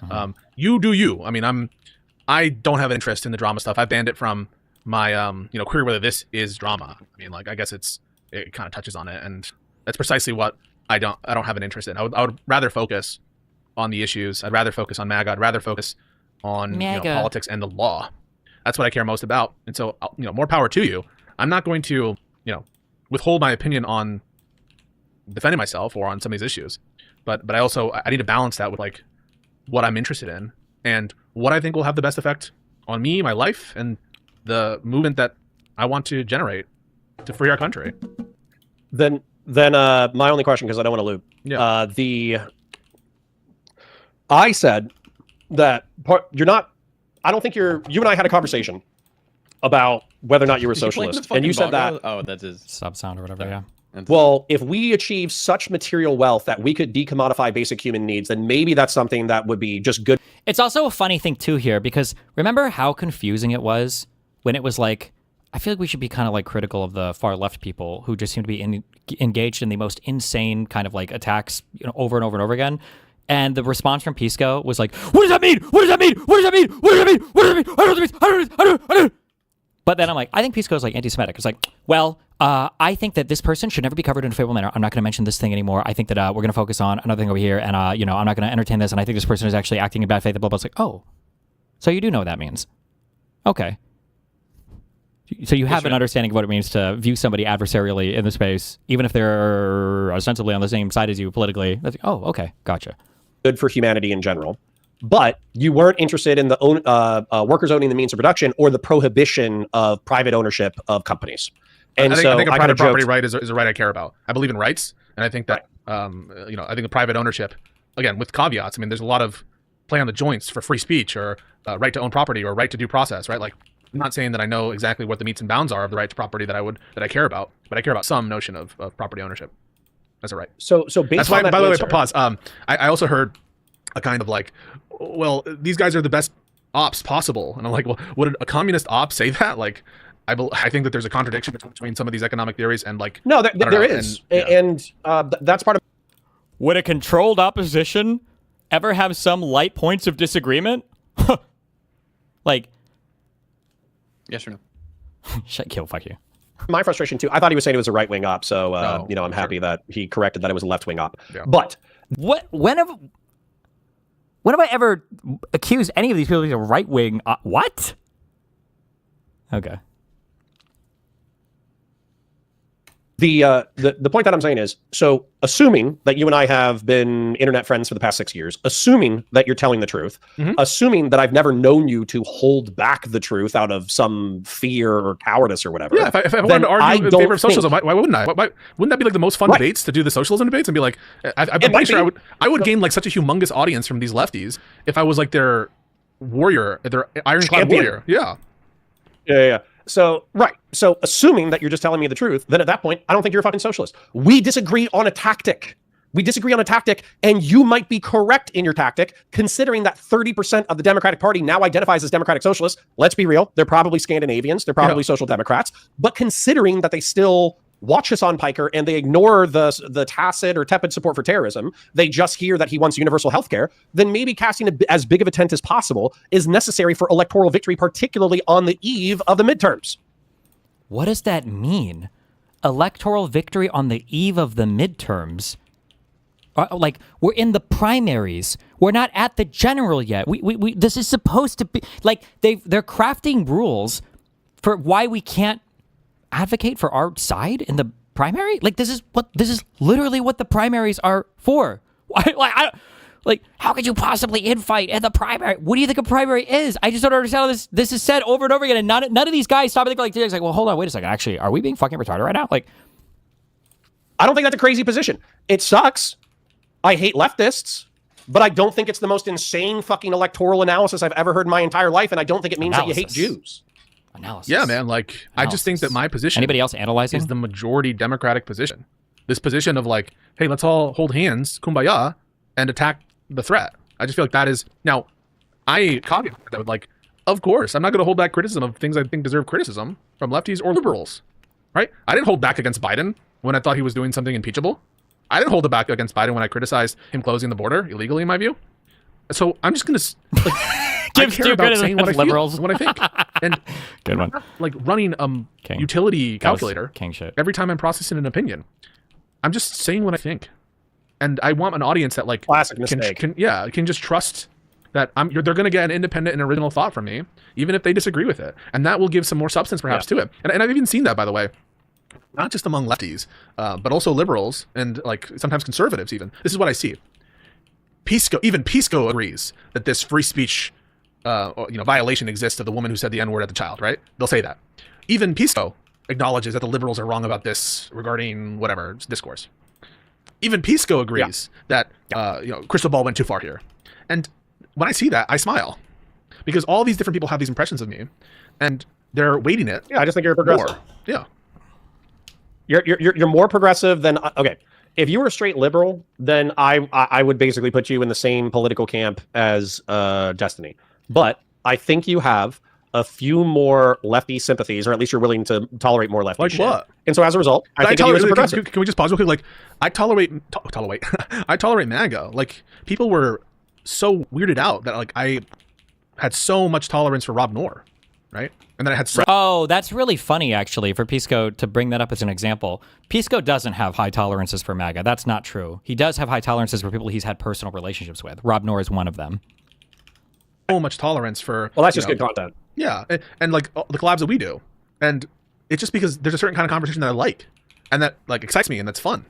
Frankly, that's one of the reasons why when I used to come on Steven's stream, it was always a lot of fun, because we would like yell at each other, and we would like really focus in on the disagreement, and it's exciting for me. And so it's not a selection because of like in-group, out-group. I select for the conversations that are fun for me and that I enjoy having. Yeah. And so, I tolerate leftism. I need to address a couple of things in chat that you might, that you might want to address as well. So, Fashion 40 says, Connor, how'd that work out for the Republican Party? MAGA ate y'all alive. By the way, Fashion 40, I hope you can hear me when I say this. I agree with Steven and Mooten and Wick, even though we've had personal beef, that I, myself, would never vote for a leftist. I will never be able to check a box for a democratic socialist. And so if they're trying to strangle this movement in the crib, I agree with them. However, separate from that, prescriptive versus descriptive. We like this. I have the prescription that you shouldn't vote for leftists. I have the description that the economics in America are so fucked right now that economic populism is wildly popular with the base. And as a result, we are just going to have to contend with 30% of the Democratic Party being self-labeled democratic socialists. More likely, they're actually social democrats. So descriptive versus prescriptive. I'm prescriptively with Steven. I'm descriptively with Fuck you Pisco. for teaching him And I this. think that It was a mistake ever introducing these words. Pisco is being vilified. One more thing, because I posted this myself. An anti-Semite is a person who holds hostile prejudice or discriminatory views against Jewish people. And somebody said, oh, I watched the VOD yesterday, and Steven said a half dozen times that he doesn't think Pisco hates Jews.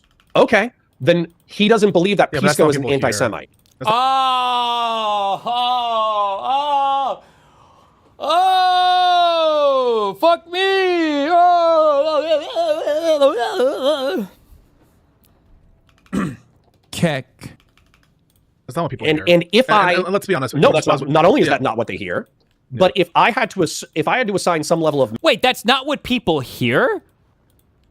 Does he assume that my audience you know what? And I'll even grant him this because I am intellectually honest. I'm sure there is probably too high of a percentage of people. Am I being too charitable? That hear me say, when I say that Pisco is anti-Semitic, that I'm actually just saying that Pisco like fucking interpersonally hates Jews. Now I don't know if I'm being too charitable because I feel like I've clarified a billion times. Like, what do I mean when I'm saying anti-Semitism? And then all of my explanations are about this or any form of bigotry is that you don't have to have an interpersonal hatred for somebody to be bigoted towards them.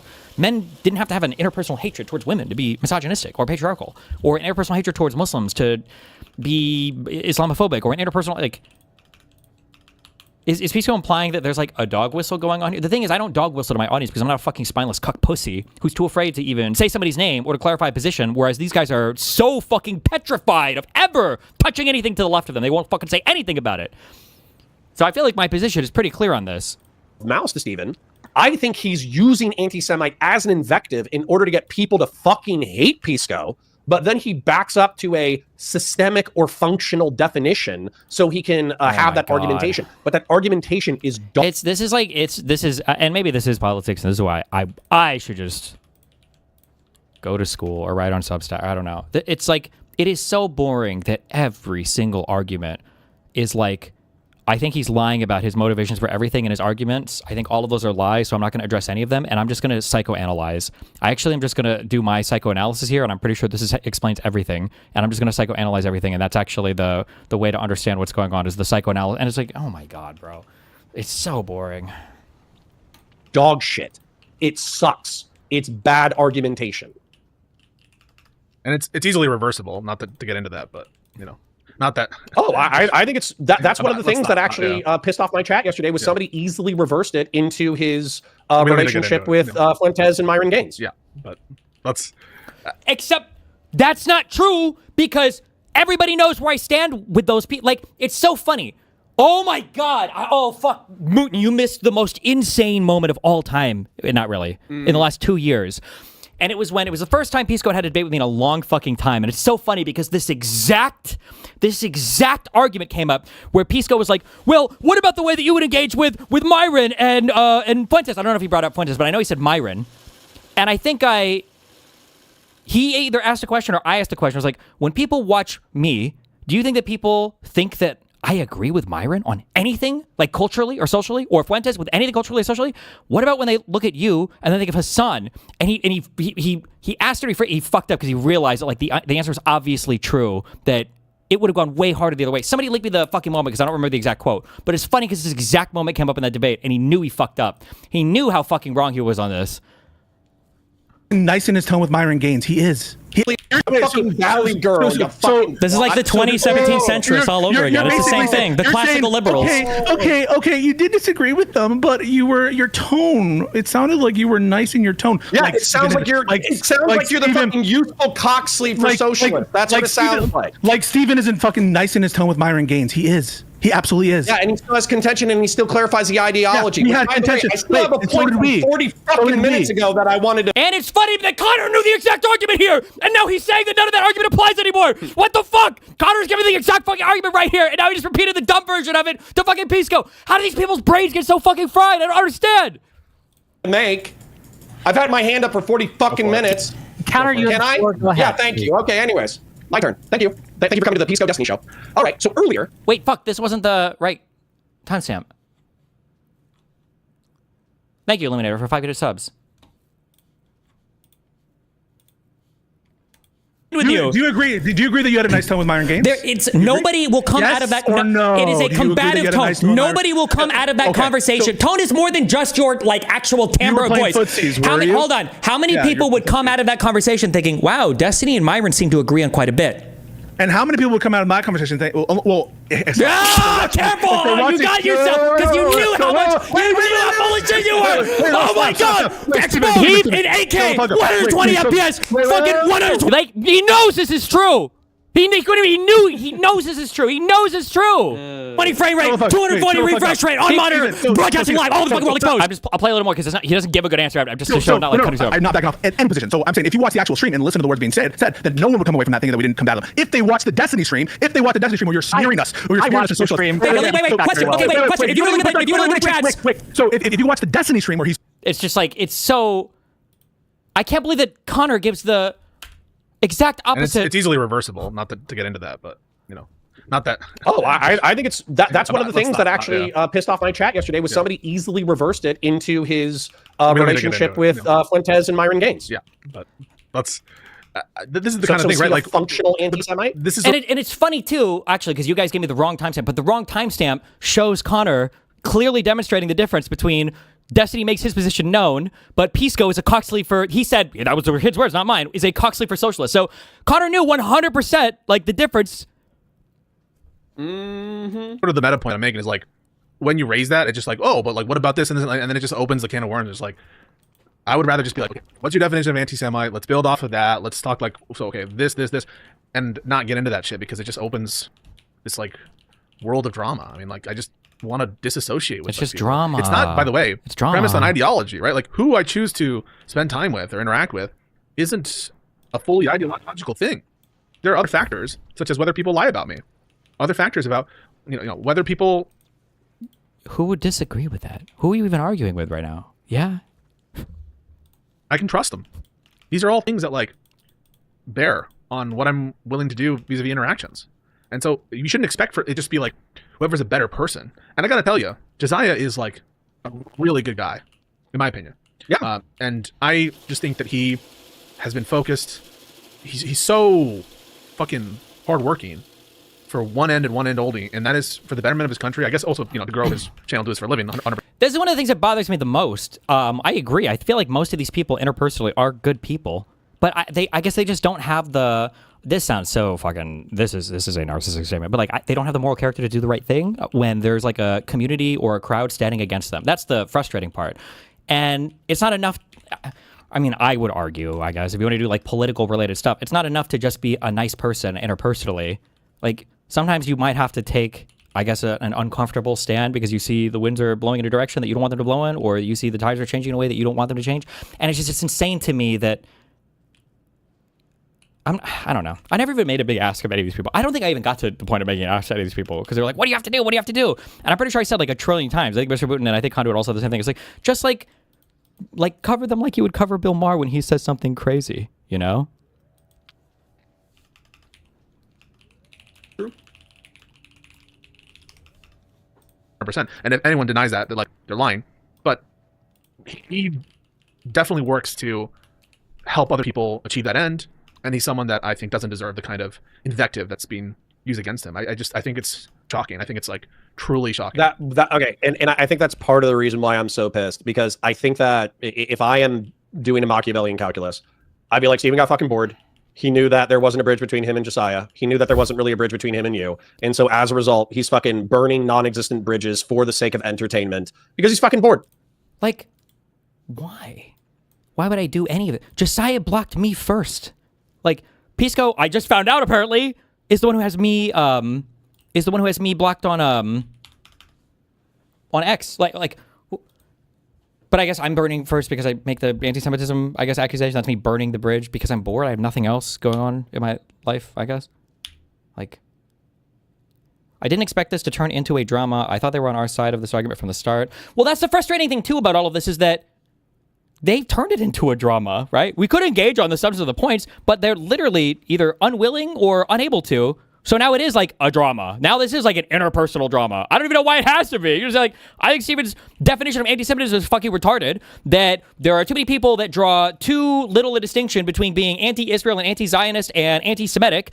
And these are my bona fides on this issue. And that's why I think that what he says is it's a fucking retarded claim to make about me. And I think that his statement is too broad and leaves basically everybody open forms of bigotry. Or instead of saying anti-Semitic, he should have said like structural and blah, blah, blah. Like there's a million ways he theoretically could have, fought against whatever point I made if he felt like it was incorrect. But it's not. It's, I think that interpersonally, he's narcissistically vying for my attention, and I don't want that kind of drama. And it's like, okay, Hassan, it's cringe. He got fucking bored.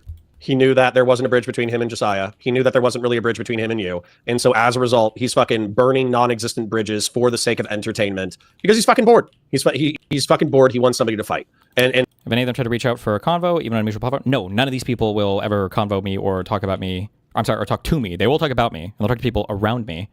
The closest form of communication would be when Josiah would just come into my chat to get me to watch his videos. I'm such a sucker, dude. Fuck me.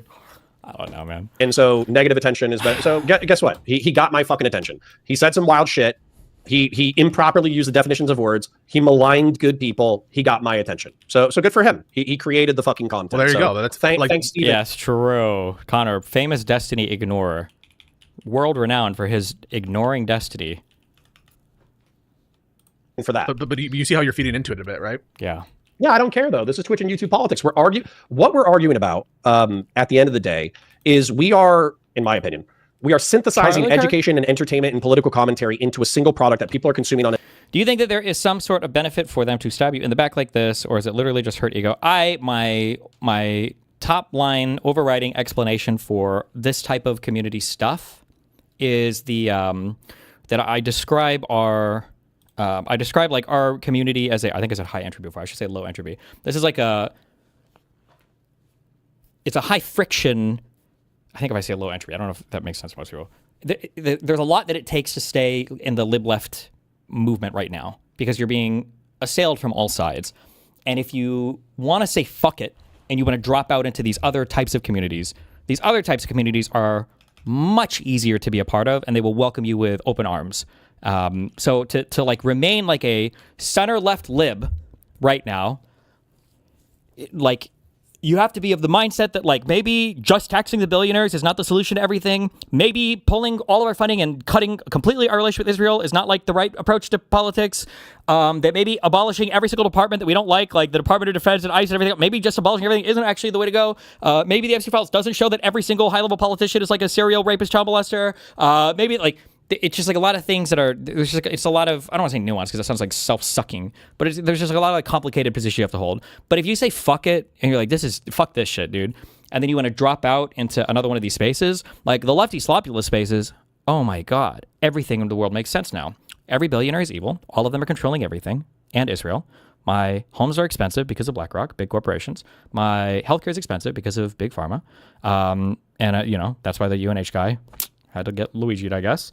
I can see that MAGA and all these people are existential evil threats. All politicians are the exact same. That's why we need like Bernie Sanders and the DSA because they're much better and pure people.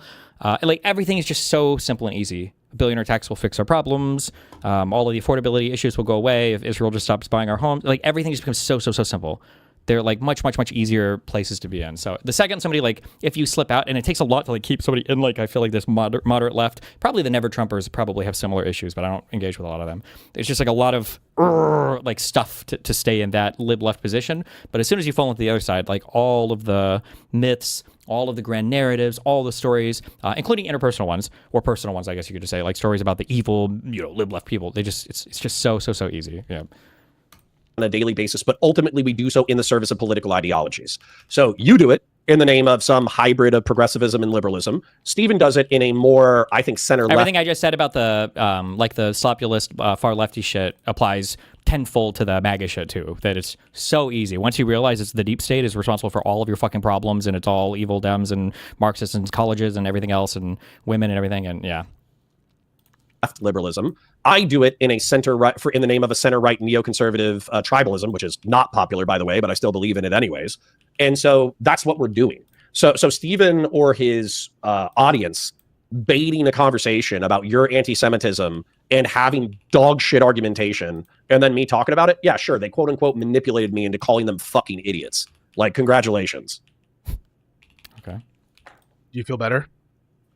No. Like, I'm not trying to be No, nasty. I still got more content to do before I feel better. Okay, well, listen, I don't take any umbrage with you going hard or anything. I'm not trying to be like police you or do anything like that. And I also don't try to like police other people and content creators and like be weaselly behind the scenes to force people to comply with my standards of interactions. I would never presume to do that, right? Like, people are adults. I assume that they are going to make their own choices, and I don't control them, right? And this is such a weak ass, spineless cuck position of like, I don't want to control what anybody does for their like. What are you even talking about? Like, nobody is saying that like you're not allowed to talk to this guy because he's a meanie. It's just like, what is your political coalition? Like, that's a super normal, reasonable thing. Like, if you were constantly all day platforming like neo-Nazis or Trump worshippers on your stream, and you were just like palling around with them, and not palling around with them like playing games or whatever, but like just having them give their political takes, and you weren't really challenging, you weren't agreeing with them, and you were kind of like just like, tacitly endorsing them or maybe agreeing with them or whatever. Like, at some point, people are like, are you a liberal, or like, are you part of this political coalition, or are you like on the other team? Like, it's so weird. This like concept of gatekeeping ended up being such a negatively charged thing, but it's like, you have to have an identity for the group that you're a part of. It can't literally be like, not to sound like a bully, but it can't just be that every single person who wants to be in your group is in your group, because now you no longer have a group identity. It's generally they're built around some kind of like political ideology. Like, that's not that crazy of a concept. I've never presumed to do that either. I think it's really sad, like when Trump got elected, that was like one of the worst days ever. Like, just being real, it was like the bit of hope that I had was like, this is going to give a newfound purpose of togetherness, of motion, of... You talking about 24 or 16? 24, yeah. And it's been really sad, it's been a really tough situation, but sometimes like... Wonder why? Who made it that way? Just nothing to be said for any of it. It's such bitch man behavior, dude. Lines have to be drawn. And I don't know. You got to do what's right for you, Connor. I hope you don't begrudge how I choose to approach it. I don't. I think it's smarter. But literally, it's so if you have your niche and your niche is successful and you can continue to do content the way that you want to do it, that's fine. I'm in a different position where I'm effectively doing like 3 or 4 YouTube channels at once, and I'm reliant on all of them in order to make ends. So when it comes to my I really should have focused on one channel, but it is what it is. So in reference to politics, though, I feel like I have cornered myself as the liberal center-right heel, I guess. So like, if liberals want to debate a rightoid who isn't totally fucking schizophrenic, then I'm the guy to call, right? But by pigeonholing myself in that space, I've limited my growth. Now, that being said, it's not all a growth calculation. It's also a what is right calculation. And so, wow, so deep. I feel like over the past 2 months, I was hoping that my more honorable behavior would retain some people that I cared about within my community. I have not retained those people regardless. As a result, I'm just, fuck it. I'm just going to throw elbows the way I feel like. And to be honest, I never changed from 2019 to 2022. I still miss the panel scene. I wish the hippy dippy was still a thing. I wish that Dylan Burns was calling you, me, Steven, Voss, Shu, fucking iCow Rich, Tiberius de Boisseret. I'm trying to think of some other fallen Hans of Harkir, Demon Mama. Dominates. I still wish we were screaming at each other on a weekly basis. Unfortunately, those days are gone. All of those days are gone, by the way, because of the lefties, because all of them refused to participate in any of that scene, by the way. The reason why it died is because I got banned from Twitch, and there was not a single other large content creator that was willing to do what I did, by the way. But, don't ever mention any of that. So, but I haven't changed the mentality of you fucking throw elbows, I'm gonna throw elbows back. I'm not judging you. I just yeah. And no, listen, I went to that panel scene because I was like bored during COVID. Finishing up law school, and it was actually I saw Lecture Fans.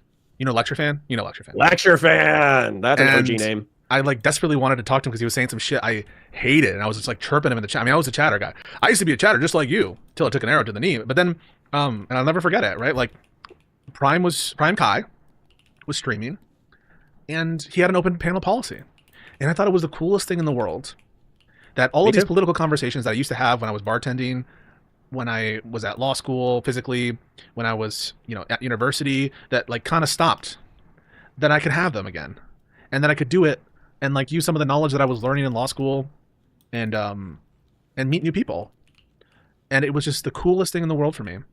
And so yeah, I think about that a lot, and I thought it was so much fun. I have a Frenchman who wants me to try to steelman Steven and then have you address the steelman. So, if I was to steelman Steven's argumentation, because of your big tent calculation of including lefties and leftists, being friendly with them, including them in the Overton window, et cetera, et cetera, et cetera. And specifically, I think the criticism is in reference to Kyle Kalinske and Crystal Ball. Kyle, I think, by the way. Chirping is an interesting term for Pisco to use. Oh, no. The real interesting term was when we had our first like huge fight after I kind of came back, and it was him calling Dan and others white blood cells. And then saying that I sounded like a sped, which the only person in the space I've ever heard use that term regularly is Queeman. Those were the what the fuck moments. By the way, I'm not trying to malign Kyle at all, but I've heard this before. Will say things like, oh, the reason why we're in war with Iran is because Jeffrey Epstein had sexual blackmail on Donald Trump, and the Adelsons and the whoever else gave Trump's campaign $250 million. And so between the blackmail of Bibi Netanyahu and the campaign donations from Zionists, the reason why we're blowing up brown kids overseas is because of the Zionists, right? Yeah. Now, a lot of Jewish folk will hear that and they'll say, okay, that's not evidentiarily substantiated. There's a lot of other explanatory values. So all you're doing is you're increasing hostility to Jews. Therefore, specifically, I'm not saying this, they're saying this, Kyle Kalinske is an anti-Semite for spreading anti-Jewish conspiracy theories, and you are complicit because you sanitize his public reputation through your own public reputation. So can you contend with that criticism? So let me take in 2 points. The first is about the substance. The second is about the kind of like my role in it. So the first on The law here is because of the Zionists, $250 million. And so between the blackmail of Bibi Netanyahu and the campaign donations from Zionists, the reason why we're blowing up brown kids overseas is because of the Zionists, right?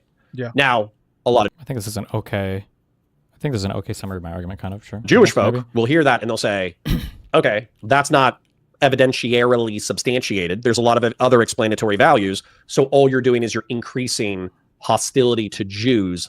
Therefore, specifically, I'm not saying this, they're saying this, Kyle Kalinske is an anti-Semite for spreading anti-Jewish conspiracy theories. Well, and it maps on completely indirectly to the Jews control the fucking world arguments as well, but whatever. Okay. And you are complicit because you sanitize his public reputation through your own public reputation. So can you contend with that criticism?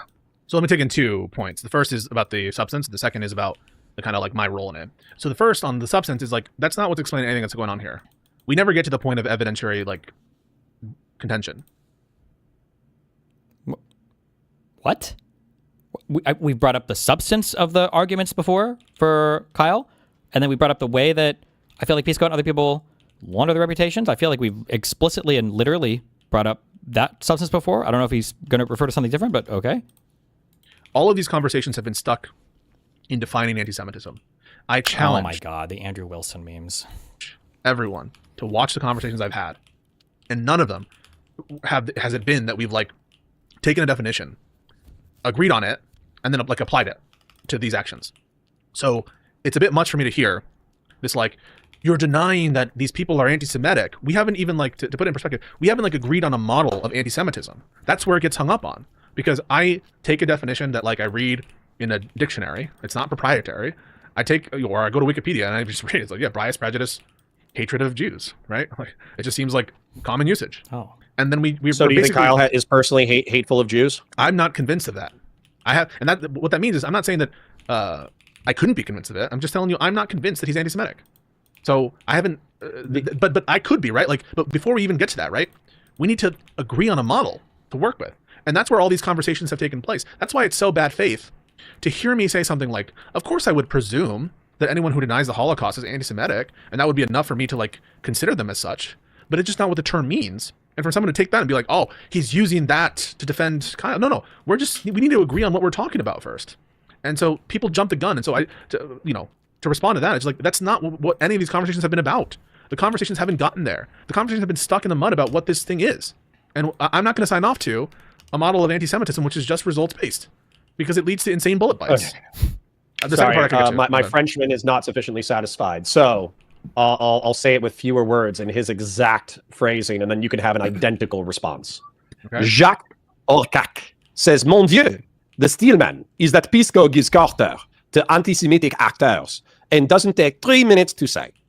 So how do you respond to the French charge that you give quarter to anti-Semitic actors, which, by the way, I don't think is explanatory enough, but whatever. Yeah, so like I was getting there. That second part is like you give cover, right? Like I would want to first deal with the claim that they are anti-Semitic first. And so I'm not going to agree that I give cover to anti-Semites, even if unless I believe that they are anti-Semitic. And so we don't get to that part either because we haven't agreed on the base thing first. But even just putting it, I'm just going to be honest with you, and maybe this will make me, this will be like an insane bullet. I don't know why. But interacting with people, even if I were to grant that some of these people had some anti-Semitic views, interacting with them doesn't necessarily make one anti-Semitic, right? And so the charges just need to be based on, or the Why do we? I don't understand sometimes why people. I don't know if it's a self-soothe. Like why people will just like say a thing that's like so obviously true that obviously I would.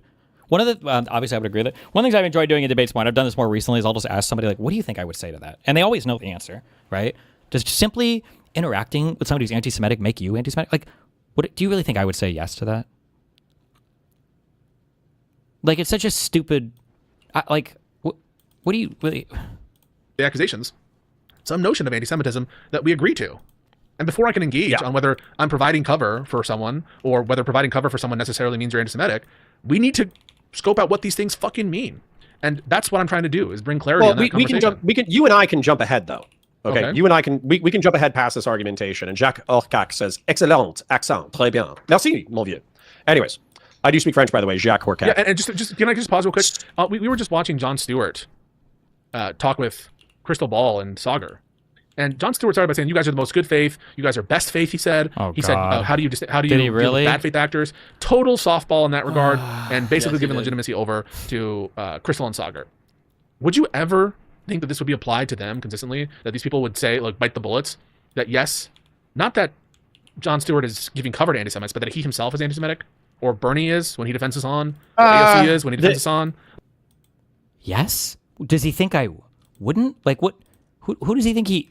this is also another weird thing that happens with people where they pretend like they don't know who I am anymore, or they have no idea like what my history of anything is. And they're like, do you really think Destiny would be willing to criticize like Bernie Sanders, or would be willing to criticize Jon Stewart? And it's like, what do you think? Really? That's really what you're asking? Like this is where I feel like the conversation, instead of linearizing, I feel like the conversation is best served by me jumping ahead and you correcting anything that you think I'm wrong on. Oh my God. Okay. So the argument, as I understand it, is that 80 to 85% of Jewish people, both in the diaspora and within Israel itself, half of the Jewish population lives in the United States, half the population lives in fucking Israel. And then there's like a few million spread out across the globe, but it's very small numbers. So within the diaspora, but also within the Israeli population, 85% of the population agrees that there should be a Jewish dominant state in the Eastern Mediterranean. Okay. I think that is more properly defined as Zionism than as Judaism. But because 85% of Jews identify with the sentiment, if you say the Jewish state in the Eastern Mediterranean shouldn't exist, and anybody who supports that notion is akin to a Nazi, then you're effectively saying that 85% of Jews should be dispossessed from political life and or hunted down and killed. And that functionally is anti-Semitic, or systemically, functionally, whatever you want to fucking call it. What does that mean? Vociferous criticism of Zionists apply. Let's say that I gave the opinion, I don't think that there should be a single Islamic state on the planet. Every single Islamic theocratic state, all of those Islamic states should either be forced to be moved to secular authoritarians or democratic states. None of them. How many people would call me Islamophobic? Like, it would just instantaneously say, you're Islamophobic, you're Islamophobic, you're Islamophobic, like instantly. And that's literally baked into the religion itself. The idea that there's going to be like a state for Muslims or whatever, that the apparatus of the state and the religion work hand in hand. Applies to 85% of Jews. Therefore, you're an anti-Semite, according to the people who follow that argumentation. It just depends on what you mean by anti-Semite. If what you mean by anti-Semite is you're doing a thing that's harmful to Jews. They mean that they are interpersonally bigoted towards Jews, but then the function... Nobody means this. Jews don't mean it. Hitler didn't mean it. Nobody has ever meant anti-Semitism is when you're interpersonally mean towards Jewish people. Nobody has ever meant this. Nobody's ever said this before. Nobody even means it when it comes to racism or misogyny. Racism is when you're interpersonally mean towards a group of people. It's just like and systemic shit gets added onto that. That's why I think delineating the term anti-Zionist and anti-Jew is actually useful. No, I'm trying to do that, right? Like when you say the functional of it, functional towards what goal? Functional towards harming Jews? Yeah. Yeah. So like something that. But then we get into the conduit argument, and I think the conversation is best served by delineating anti-Zionism and anti-Semitism. No, it's impossible to avoid, because in order to know whether the statement is true, one needs to know what we're talking about. And if what we're talking about is something that negatively affects a community, so in other words, it furthers the end of negatively affecting a particular community without inherent discrimination or bias, then I'm sorry, that's just going to force you to bite insane bullets that aren't reasonable in light of how people use the words. It might force you to bite the bullet that Netanyahu is himself anti-Semitic. It might force you to bite the bullet that this is why I don't follow that argumentation. This is part of the reason why I don't believe that. I like how Pisco says it might make you bite insane bullets, when I'm pretty sure I've heard this argument from almost every single lefty, that actually it's the state of Israel that is anti-Semitic, because the way that the state of Israel conducts itself is actually the thing that's causing an increase of anti-Semitism around the world. That if anti-Semitism was the thing you cared about, Israel would be the first thing you would get rid of, because Israel is the reason why people are anti-Semitic. I've heard this argument given verbatim by, I know at least Wash. I'm pretty sure I've heard Hassan say this. I'm sure that Kyle and Crystal probably said it. I'm sure they said it on the majority report. Probably every single lefty on the planet probably has given the positive version of this argument, and people's like, that would be an insane bullet to bite. It's like, okay. Anti-Semitic. It might force you to bite the bullet that this is why I don't follow that argumentation. This is part of the reason why I don't believe that you're an anti-Semite and that. Do you think that there were people that criticized Obama that were racist and did it because of racism? And do you think that all people that did it because of racism were just interpersonally mean towards blacks? Like, I'm not saying that you can't criticize Israel. This is also like the brain dead, like, oh, so we can't, like. You wake up every single day and you go, the Jews, you know? And by the way, Hassan Piker, despite the fact that I think that he has a deleterious effect upon the nation state of Israel and also uses hyperbole to criticize 85% of the Jewish population, I still wouldn't label him anti-Semite, because 15% of Jews don't believe in the nation state of Israel in the Eastern Mediterranean, and he probably has no beef with those people. Like, there's just like, it's just like such a, I don't know if you say reductive definition at this point, but like if this is how we're defining things, then I mean, like, again, I'm sorry, I've said this a billion times. It completely and totally misunderstands what essentially all forms of bigotry are, and it reduces it to like this comedic understanding of it's just like when you don't like people and you're hateful, like interpersonally hateful, and it's so dumb. Connor, but even if 100% of Jews had a particular position. By the way, side note, I think it's a little bit. He's about to make Alito's argument for why racial gerrymandering is okay, by the way. But go ahead. Of Jews had a particular position. And of Jews don't believe in the nation state of Israel in the Eastern Mediterranean, and he probably has no beef with those people. Connor, but even if 100% of Jews had a particular position. By the way, side note, I think it's a little bit racist itself to ascribe these beliefs as intrinsic, but fine. Let's just say that 100% thought it, right? It's racist, by the way. Oh, you're assuming that Jews want their own country? Wow, you're the real racist. Like, okay, Candace, Jesus Christ. I gave you the example before. If 100% of black people supported Obama, you wouldn't say it's racist to criticize Obama. So it can't be just the consequences, and it can't be just the fact that a group of people has a given belief.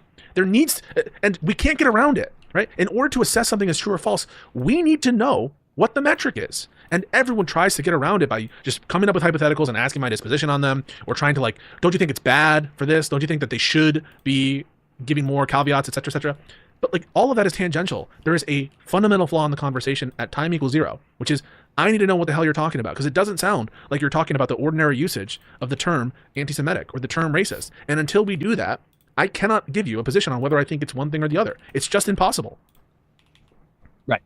So, but I don't know where we disagree. So that's where I don't think me re-articulating this is going to further serve the conversation. For anyone who disagrees, like, who could disagree with that? Who could disagree that we need to know what it is we're invoking? People who want to paint any vociferous critics of the nation state of Israel as rabid anti-Semites, and then... Oh, true. Yes. Fuck, how did he discover my sneaky plan? I just wanted to fucking silence all criticism of Israel. You got it, buddy. King, you got me. Also, even if you have beefs with Hassan Piker, which I do, he is a shitty person for 10,000 reasons besides anti-Semitism.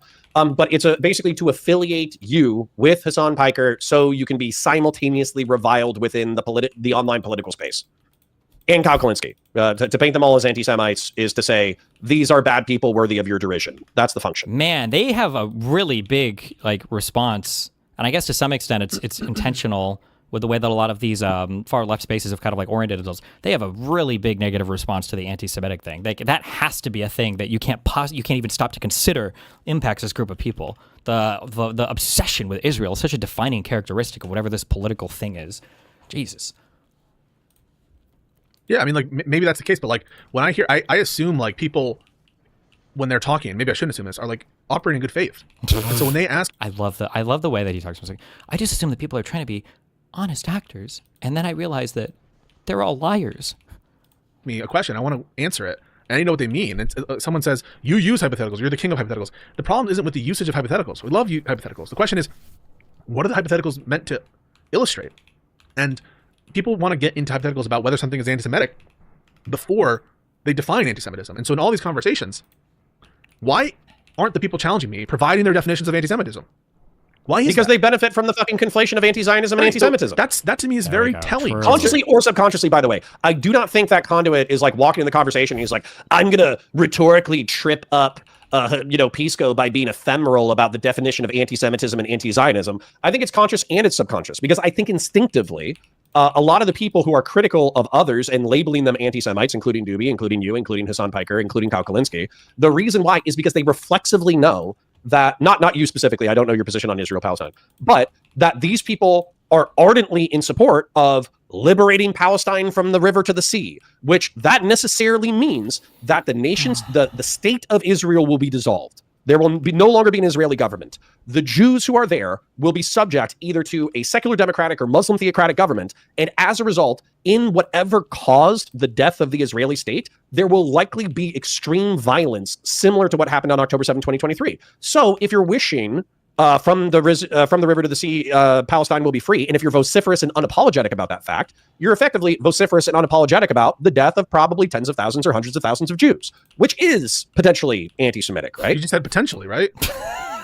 Well, I say potentially because if the Hamas fighter is well, I don't hate Jews on an individual basis, but I'm going to saw this guy's head off because of the geopolitical struggle of the Palestinian people. I don't think the Jews themselves care for the differentiation. Connor, whether they care for the differentiation is also irrelevant. I want to address what you just said, but I also want to address... Sure, you want to be accurate. Yes. I'm not going to... So I want to address a bunch of stuff. So the first thing is, we cannot discuss whether this person is a chair salesman until we agree on the hardline definition of chair. So I assume that we have shared notions of these words and that they're common usages. And so I go by the common usage of the term. And so with chair, I have a rough understanding of what people are talking about when they refer to chairs. But if there was a divergence or a clear mismatch in how someone was using the term chair, you actually would need to understand what the other person has in a chair to know if they're a chair salesman. That's just so trivial. It's so funny that you raise this because that's precisely a great example.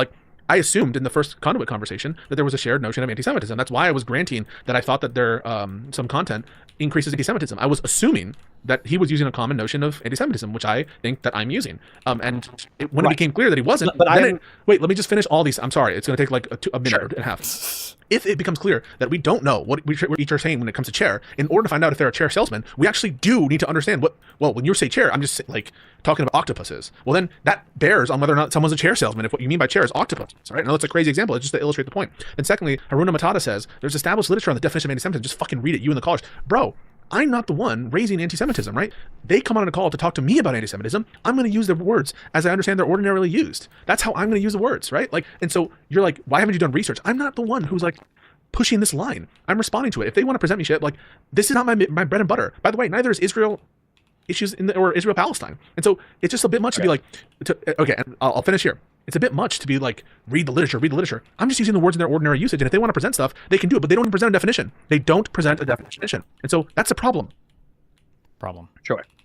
But I think that and by the way, we've known each other for 6 years. So when I think that you want rhetorical or logical rigor, I don't assume bad faith or an attempt to obfuscate the topic. I'm assuming that you are the same Pisco that I've talked to for the past 6 years who has insisted upon rhetorical and logical rigor. So the point that I'm trying to make, though, is if we're thinking emotionally, not rhetorically or logically, and then there's a Hamas fighter who is sawing off a Jewish child's head. Right? He literally has a dull knife and he's sawing off their fucking head. We got it. And an anti-Semite, or excuse me, a Jewish person says, "Oh, this Hamas fighter is anti-Semitic. They're hurting a Jew." But then the Hamas fighter stops and they say, "Yo, I'm not an anti-Semite. I don't hate all Jews. I got a friend in Brooklyn who's Jewish, and they don't believe in the Israeli state. They just I'm sawing this child's head off because they're Zionist. They're a settler baby, like my best friend Hassan Piker on the internet said." Then at that point, the pedantry of trying to differentiate anti-Zionist or anti-Semitic, yeah, sure, it serves you and me utility because we want to be logically and rhetorically accurate. But to the Jewish person, they just go, "Holy shit, that fucking Hamas fighter is sawing off a child's head. Why the fuck can I call this person an anti-Semite?" What do you want to do this with is that? like What the am I two supposed to do with possibilities, right? We can either not have that conversation with people for whom the distinction is meaningless and will be offended that we would even disentangle it.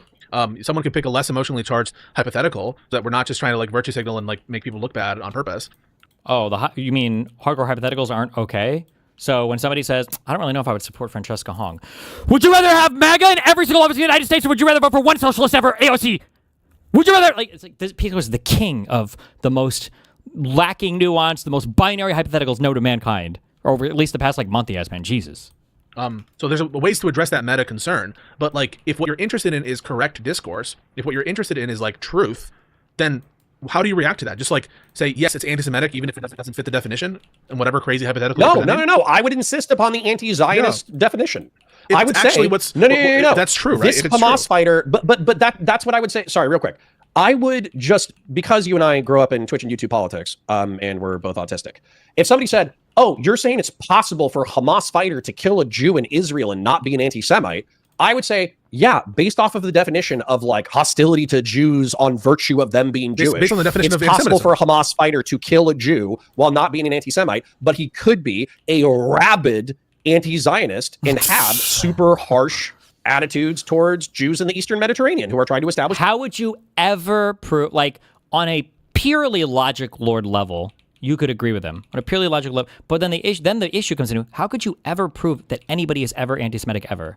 Because at that point, even somebody who says, and you would have to grant this, even somebody who says, "I hate Jews," even somebody who says that might not actually be anti-Semitic. When they say they hate Jews, in their mind, they're thinking Jews, the people of Israel. They don't actually, if they met it and you were like, you hate Jews? Yeah, I've been locking me here my whole life in Gaza. It's like, have you been to the United States or whatever? No, my dad did. Oh, did he ever meet Jews there? Yeah, the Jews in Brooklyn, they're chill or whatever. But I hate all these fucking Jews here. It's like, oh, okay. So that, even the guy who says, "I hate all Jews and would kill Jews," is not necessarily anti-Semitic if that's what we're going to play the game as. It's just... state. And that, by the way, this has nothing to do with good or bad.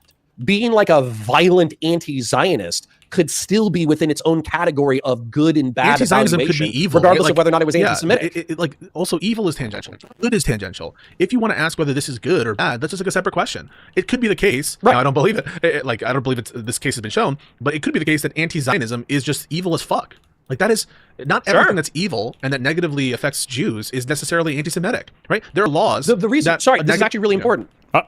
The reason why I describe myself as a tepid anti-Zionist, even though people have made the repeated moral case to me that Israel was the modern state of Israel was only established in 1948. They've engaged in wars of aggression and blah. Take the anti-Zionist fucking dialogue tree and just inject it into my veins, okay? The reason why I'm a tepid Zionist, meaning that I still want the nation state of Israel to exist, is because I know that in order to evaporate the nation state of Israel, this will necessarily cause grievous harm to tens of thousands or hundreds of thousands of Jews in the Eastern Mediterranean. So I would like a solution, a two-state solution preferably, that actually resolves the suffering of the Palestinians and the Jews without further bloodshed. Now, of course, that's not going to happen. But the reason why I'm saying, or the reason why I'm critical of anti-Zionists, like Doobie, like Hassan Piker, like Mike from PA, is they pretend that their solution could somehow be manifested without the dispossession and death of tens of thousands or hundreds of thousands of Jews. And I think that's myopic and stupid.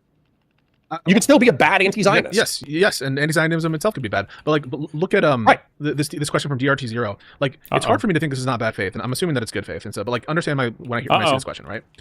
It feels like you just want me to say that anti-Semitism is not necessarily bad to get the clip of me saying that, when you know what I would mean if I said that was just that the definition of anti-Semitism does not contain within it a good or bad indicator, just like racism, right? It's not in the definition of these terms. That's all that means, right? And it feels like what you're trying to do is get me to look at the definition, right? And this is what people will do. Instead of producing a definition, they'll just ask questions like this. And all they're asking for me is to look at a definition and see if it contains the words good or bad in it, right? And find me a common definition of anti-Semitism that includes the, good or bad. The funny thing about this is Pisco earlier, this is one of my huge complaints, by the way. Like, I don't even necessarily disagree with like even the substance of the point that Pisco's making here, that sometimes people are just obsessed with trying to find like whether this is a good thing or a bad thing. And I do think that's fucking annoying.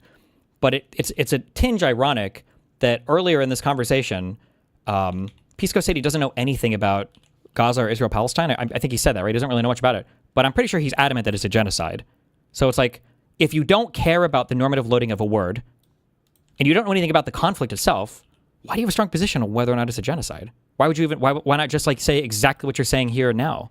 It's because he does want to borrow from the normative loading of the word genocide, so that he can make that criticism for whatever political groups he's in. And it's just like pick a lane.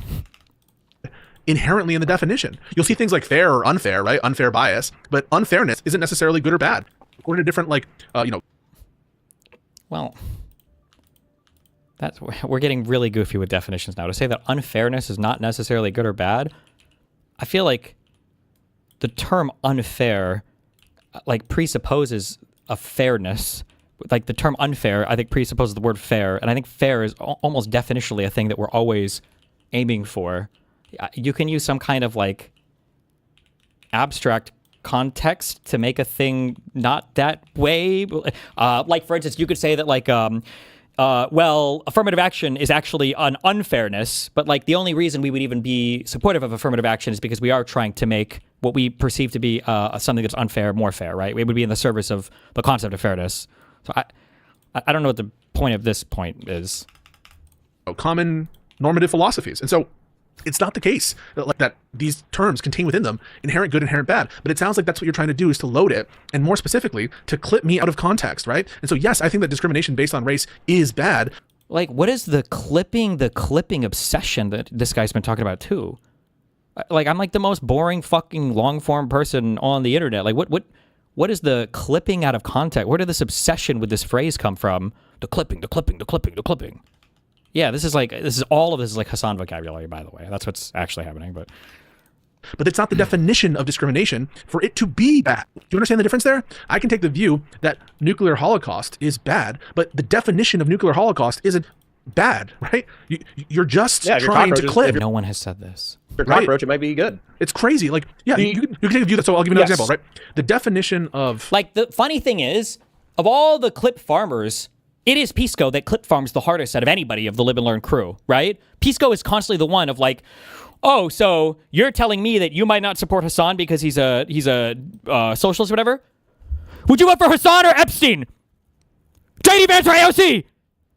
Would you vote for Donald Trump? And it's like, yeah, Jesus Christ! Like I feel like, yeah, Pisco's the one that like shoves the clip farming stuff harder than any person I've ever seen on the internet. Like, holy fuck.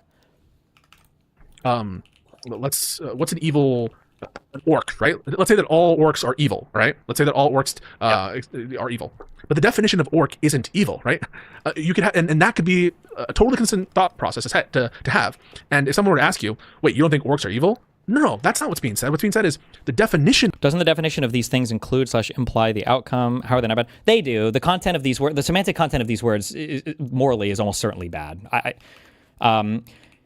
If he wanted to make an argument about something like this, then he would be closer if he was looking at a word, for instance, like discrimination. Now, discrimination is not something that is intrinsically bad. Usually it's seen that way, but it's not always, right? So like price discrimination, or when you're discriminating, truly the word discrimination just means to choose between something based on some property. You're discriminating from one thing to the next, or between two different things for some characteristic. Now, racism is, I've never heard in my entire life like racism used in a way that's not, that's just normatively it's normally loaded as a bad word. There's not such a thing as like good racism. It's like saying, is there good rape or good coercion or good fraud or good, like we would never use those terms like that. That's just a very weird. Thought daughter or Fuentes' son? Yeah, true. Of orc doesn't contain within it evil. Same thing with, by the way, genocide. Yeah, the term genocide doesn't contain within it good or bad. It's like this. I just don't know. I'm sorry. Like, this is, you've logic loaded yourself into such an untenable position. I don't even know. Like, what's an example of a good genocide? If I'm trying to think of one. Yeah, well, I'm sure they can think of one. Just kidding. Just kidding. That was a joke. That was a joke. That was a joke. That was a joke. Other shit within it, right? Like, they're just different. Now, that wouldn't stop you from saying, I believe genocide is bad. And it feels like a clipping behavior for you to... I believe genocide is... You're trying to clip me because I won't agree that genocide is bad? What? Raise that. But I assume it's good faith. Okay, it is. So what you described, though, the attempt to get you to explore anti-Zionism versus anti-Semitism versus hostility to the state of Israel versus Kyle Kalinski's behavior, it is an attempt to get you to explore this topic so they can find 10 to 20 seconds of you exploring the topic so they can clip it and then they can say, oh, look, he's an... Like, can you show me a single example, even one example of that ever happening ever? Like, just one from anybody in my community, from me ever? Like, when has anybody ever done this? I watch all of this shit long form so I can play Factorio. I watch all of these videos. I'm never just like sniping clips from these people. It's such a weird accusation to make that has absolutely zero foundation of reality. Interpersonal bigot against Jews. And Kingslayer Damocles even did it in this chat. Kingslayer Damocles, I literally think you're missing what I'm saying, which is kind of funny. So what I'm saying is the hostility, let's not call it a Hamas fighter because Hamas has the explicit charter of not only annihilating the Jewish state, but also like probably it says some negative shit about Jews. So let's just say it's a Palestinian dude who's not affiliated with Hamas, but then he stabs someone to death, but it's purely geopolitical. It has nothing to do with like the religion or the identity of the Jew. It's because of the existence of the nation state of Israel. So for instance, take that same human being, put him in Brooklyn, and he gets along with everybody. He's happy as a clam. He works a small business. He's the most gentle guy you've ever seen in your entire life. But then put that same person in Palestine, and because of the oppression of the IDF or the Israeli state, they become anti-IDF, anti-Israel, and therefore anti-Israeli. Delineating Zionism from Judaism is important in this context. Like, I know I've repeated this a billion times. I'm so sorry. I miss woke one. I actually miss woke one.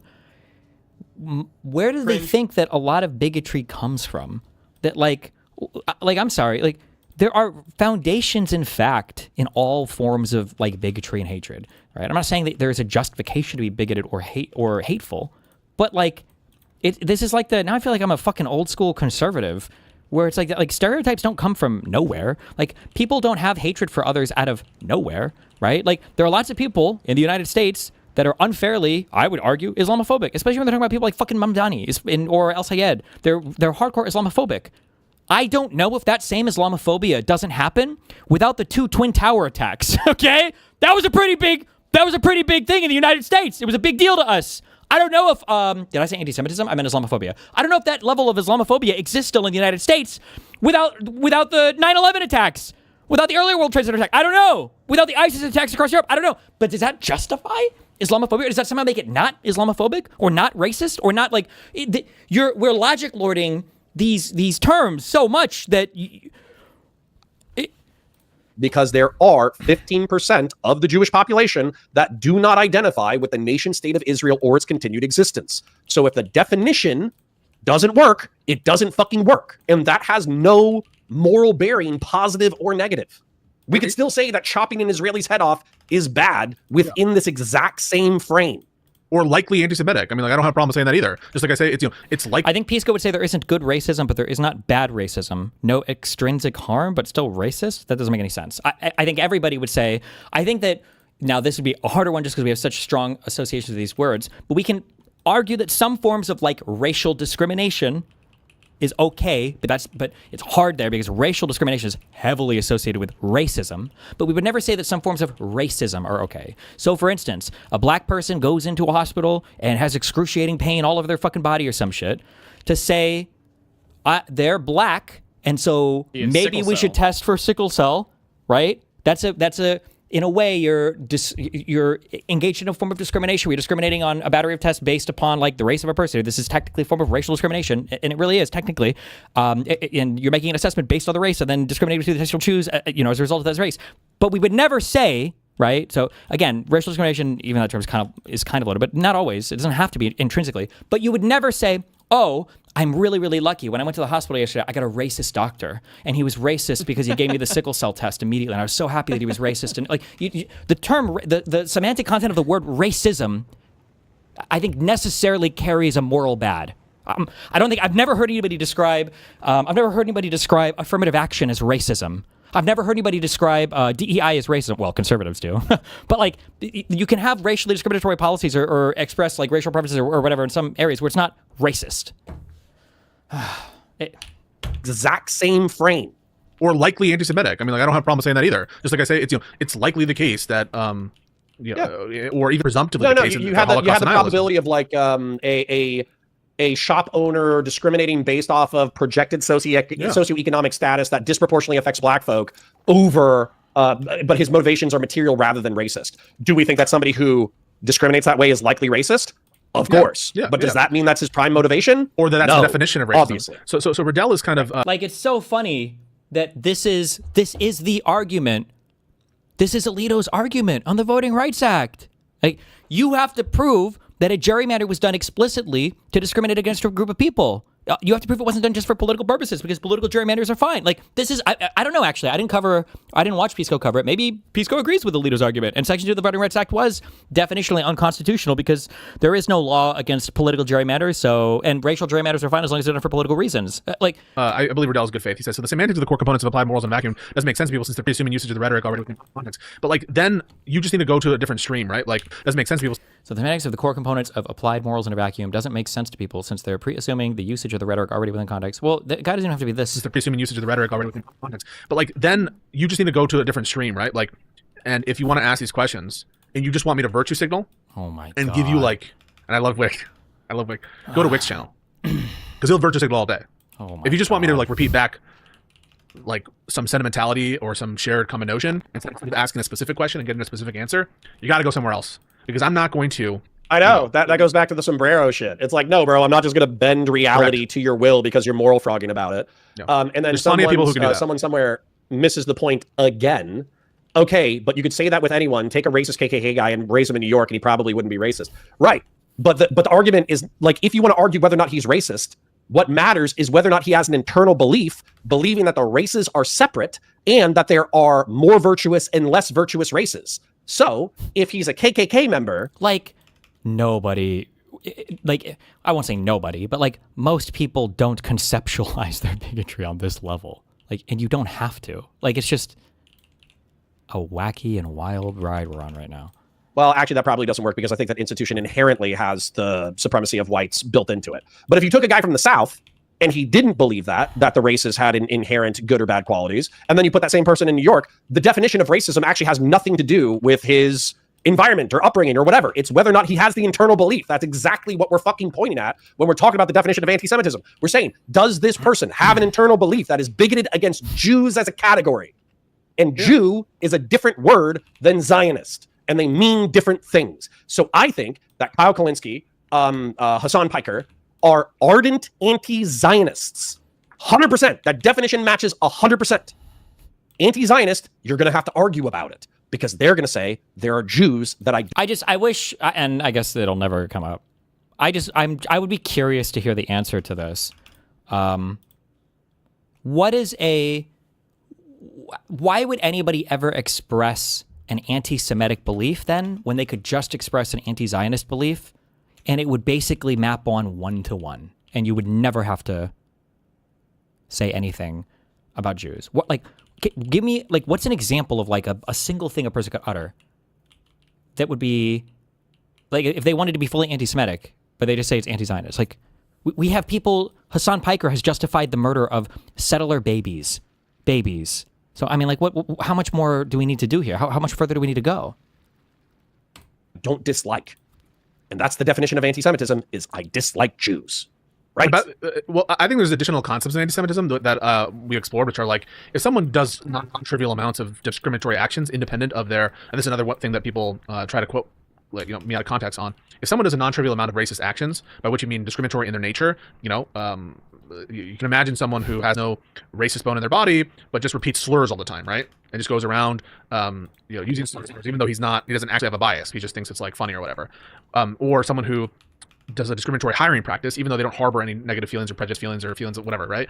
All of that, I think that's a separate notion of anti-Semitism that also rings true to me and is something that I feel is in the common usage, and you can find them in certain dictionaries. The thing that I take issue with is this notion of anti-Semitism of people, which is independent of their state of mind or independent of whether their action. I don't know what he was just going to say. Because, like, so somebody who uses the N-word because they think it's funny, is he implying that you could call that person racist, or you'd be able to determine that person's racist? But somebody believing in every single anti-Semitic conspiracy theory, but they just call it Zionist, you couldn't believe that that person's anti-Semitic?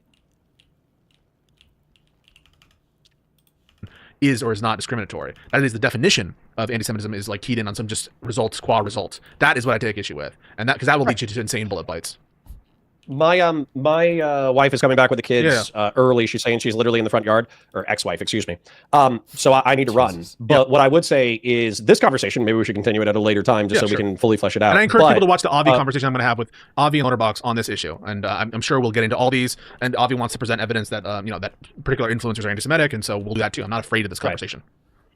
What I want to say though before I go is that if Pisco had been, in my opinion, and this is both a criticism and a compliment, if Pisco had been less obtuse, less pedantic, less desiring of linearizing arguments 6 years ago, then maybe I would be like, oh, Pisco is hiding his power level and playing with the vagaries of definitions in order to cover for his leftist sympathetic political worldview and his desire to cape for anti-Semites and anti-Zionists. Then, yep, that's my argument, by the way. At least you got my argument down perfectly. That's exactly what I think. Thank you. I might presume bad faith on Pisco. But Pisco has been, I've known him for 6 years now. I think we started talking in 2019 or the summer of 2020. Yeah. So he has always wanted to linearize arguments. He has always wanted logical and rhetorical rigor. He's always wanted to be very specific with his language. And if you were imprecise with your language, he would press you on said imprecision to the point that you just wanted to claw your fucking eyes out. On everything, bro. So he hasn't changed at all. Yeah, and I don't think he was an anti-Semite then, and I don't think he's an anti-Semite now. So I got to run because my boy's in the front yard, but it was always good. It's always good catching up, bro. So likewise, stay in there. You fight the good fight the way that you want to fight it, and I'll fight the good fight the way that I want to fight it, and we'll meet up somewhere in the middle. Thank you, dude. Peace out. All right. Bye, buddy.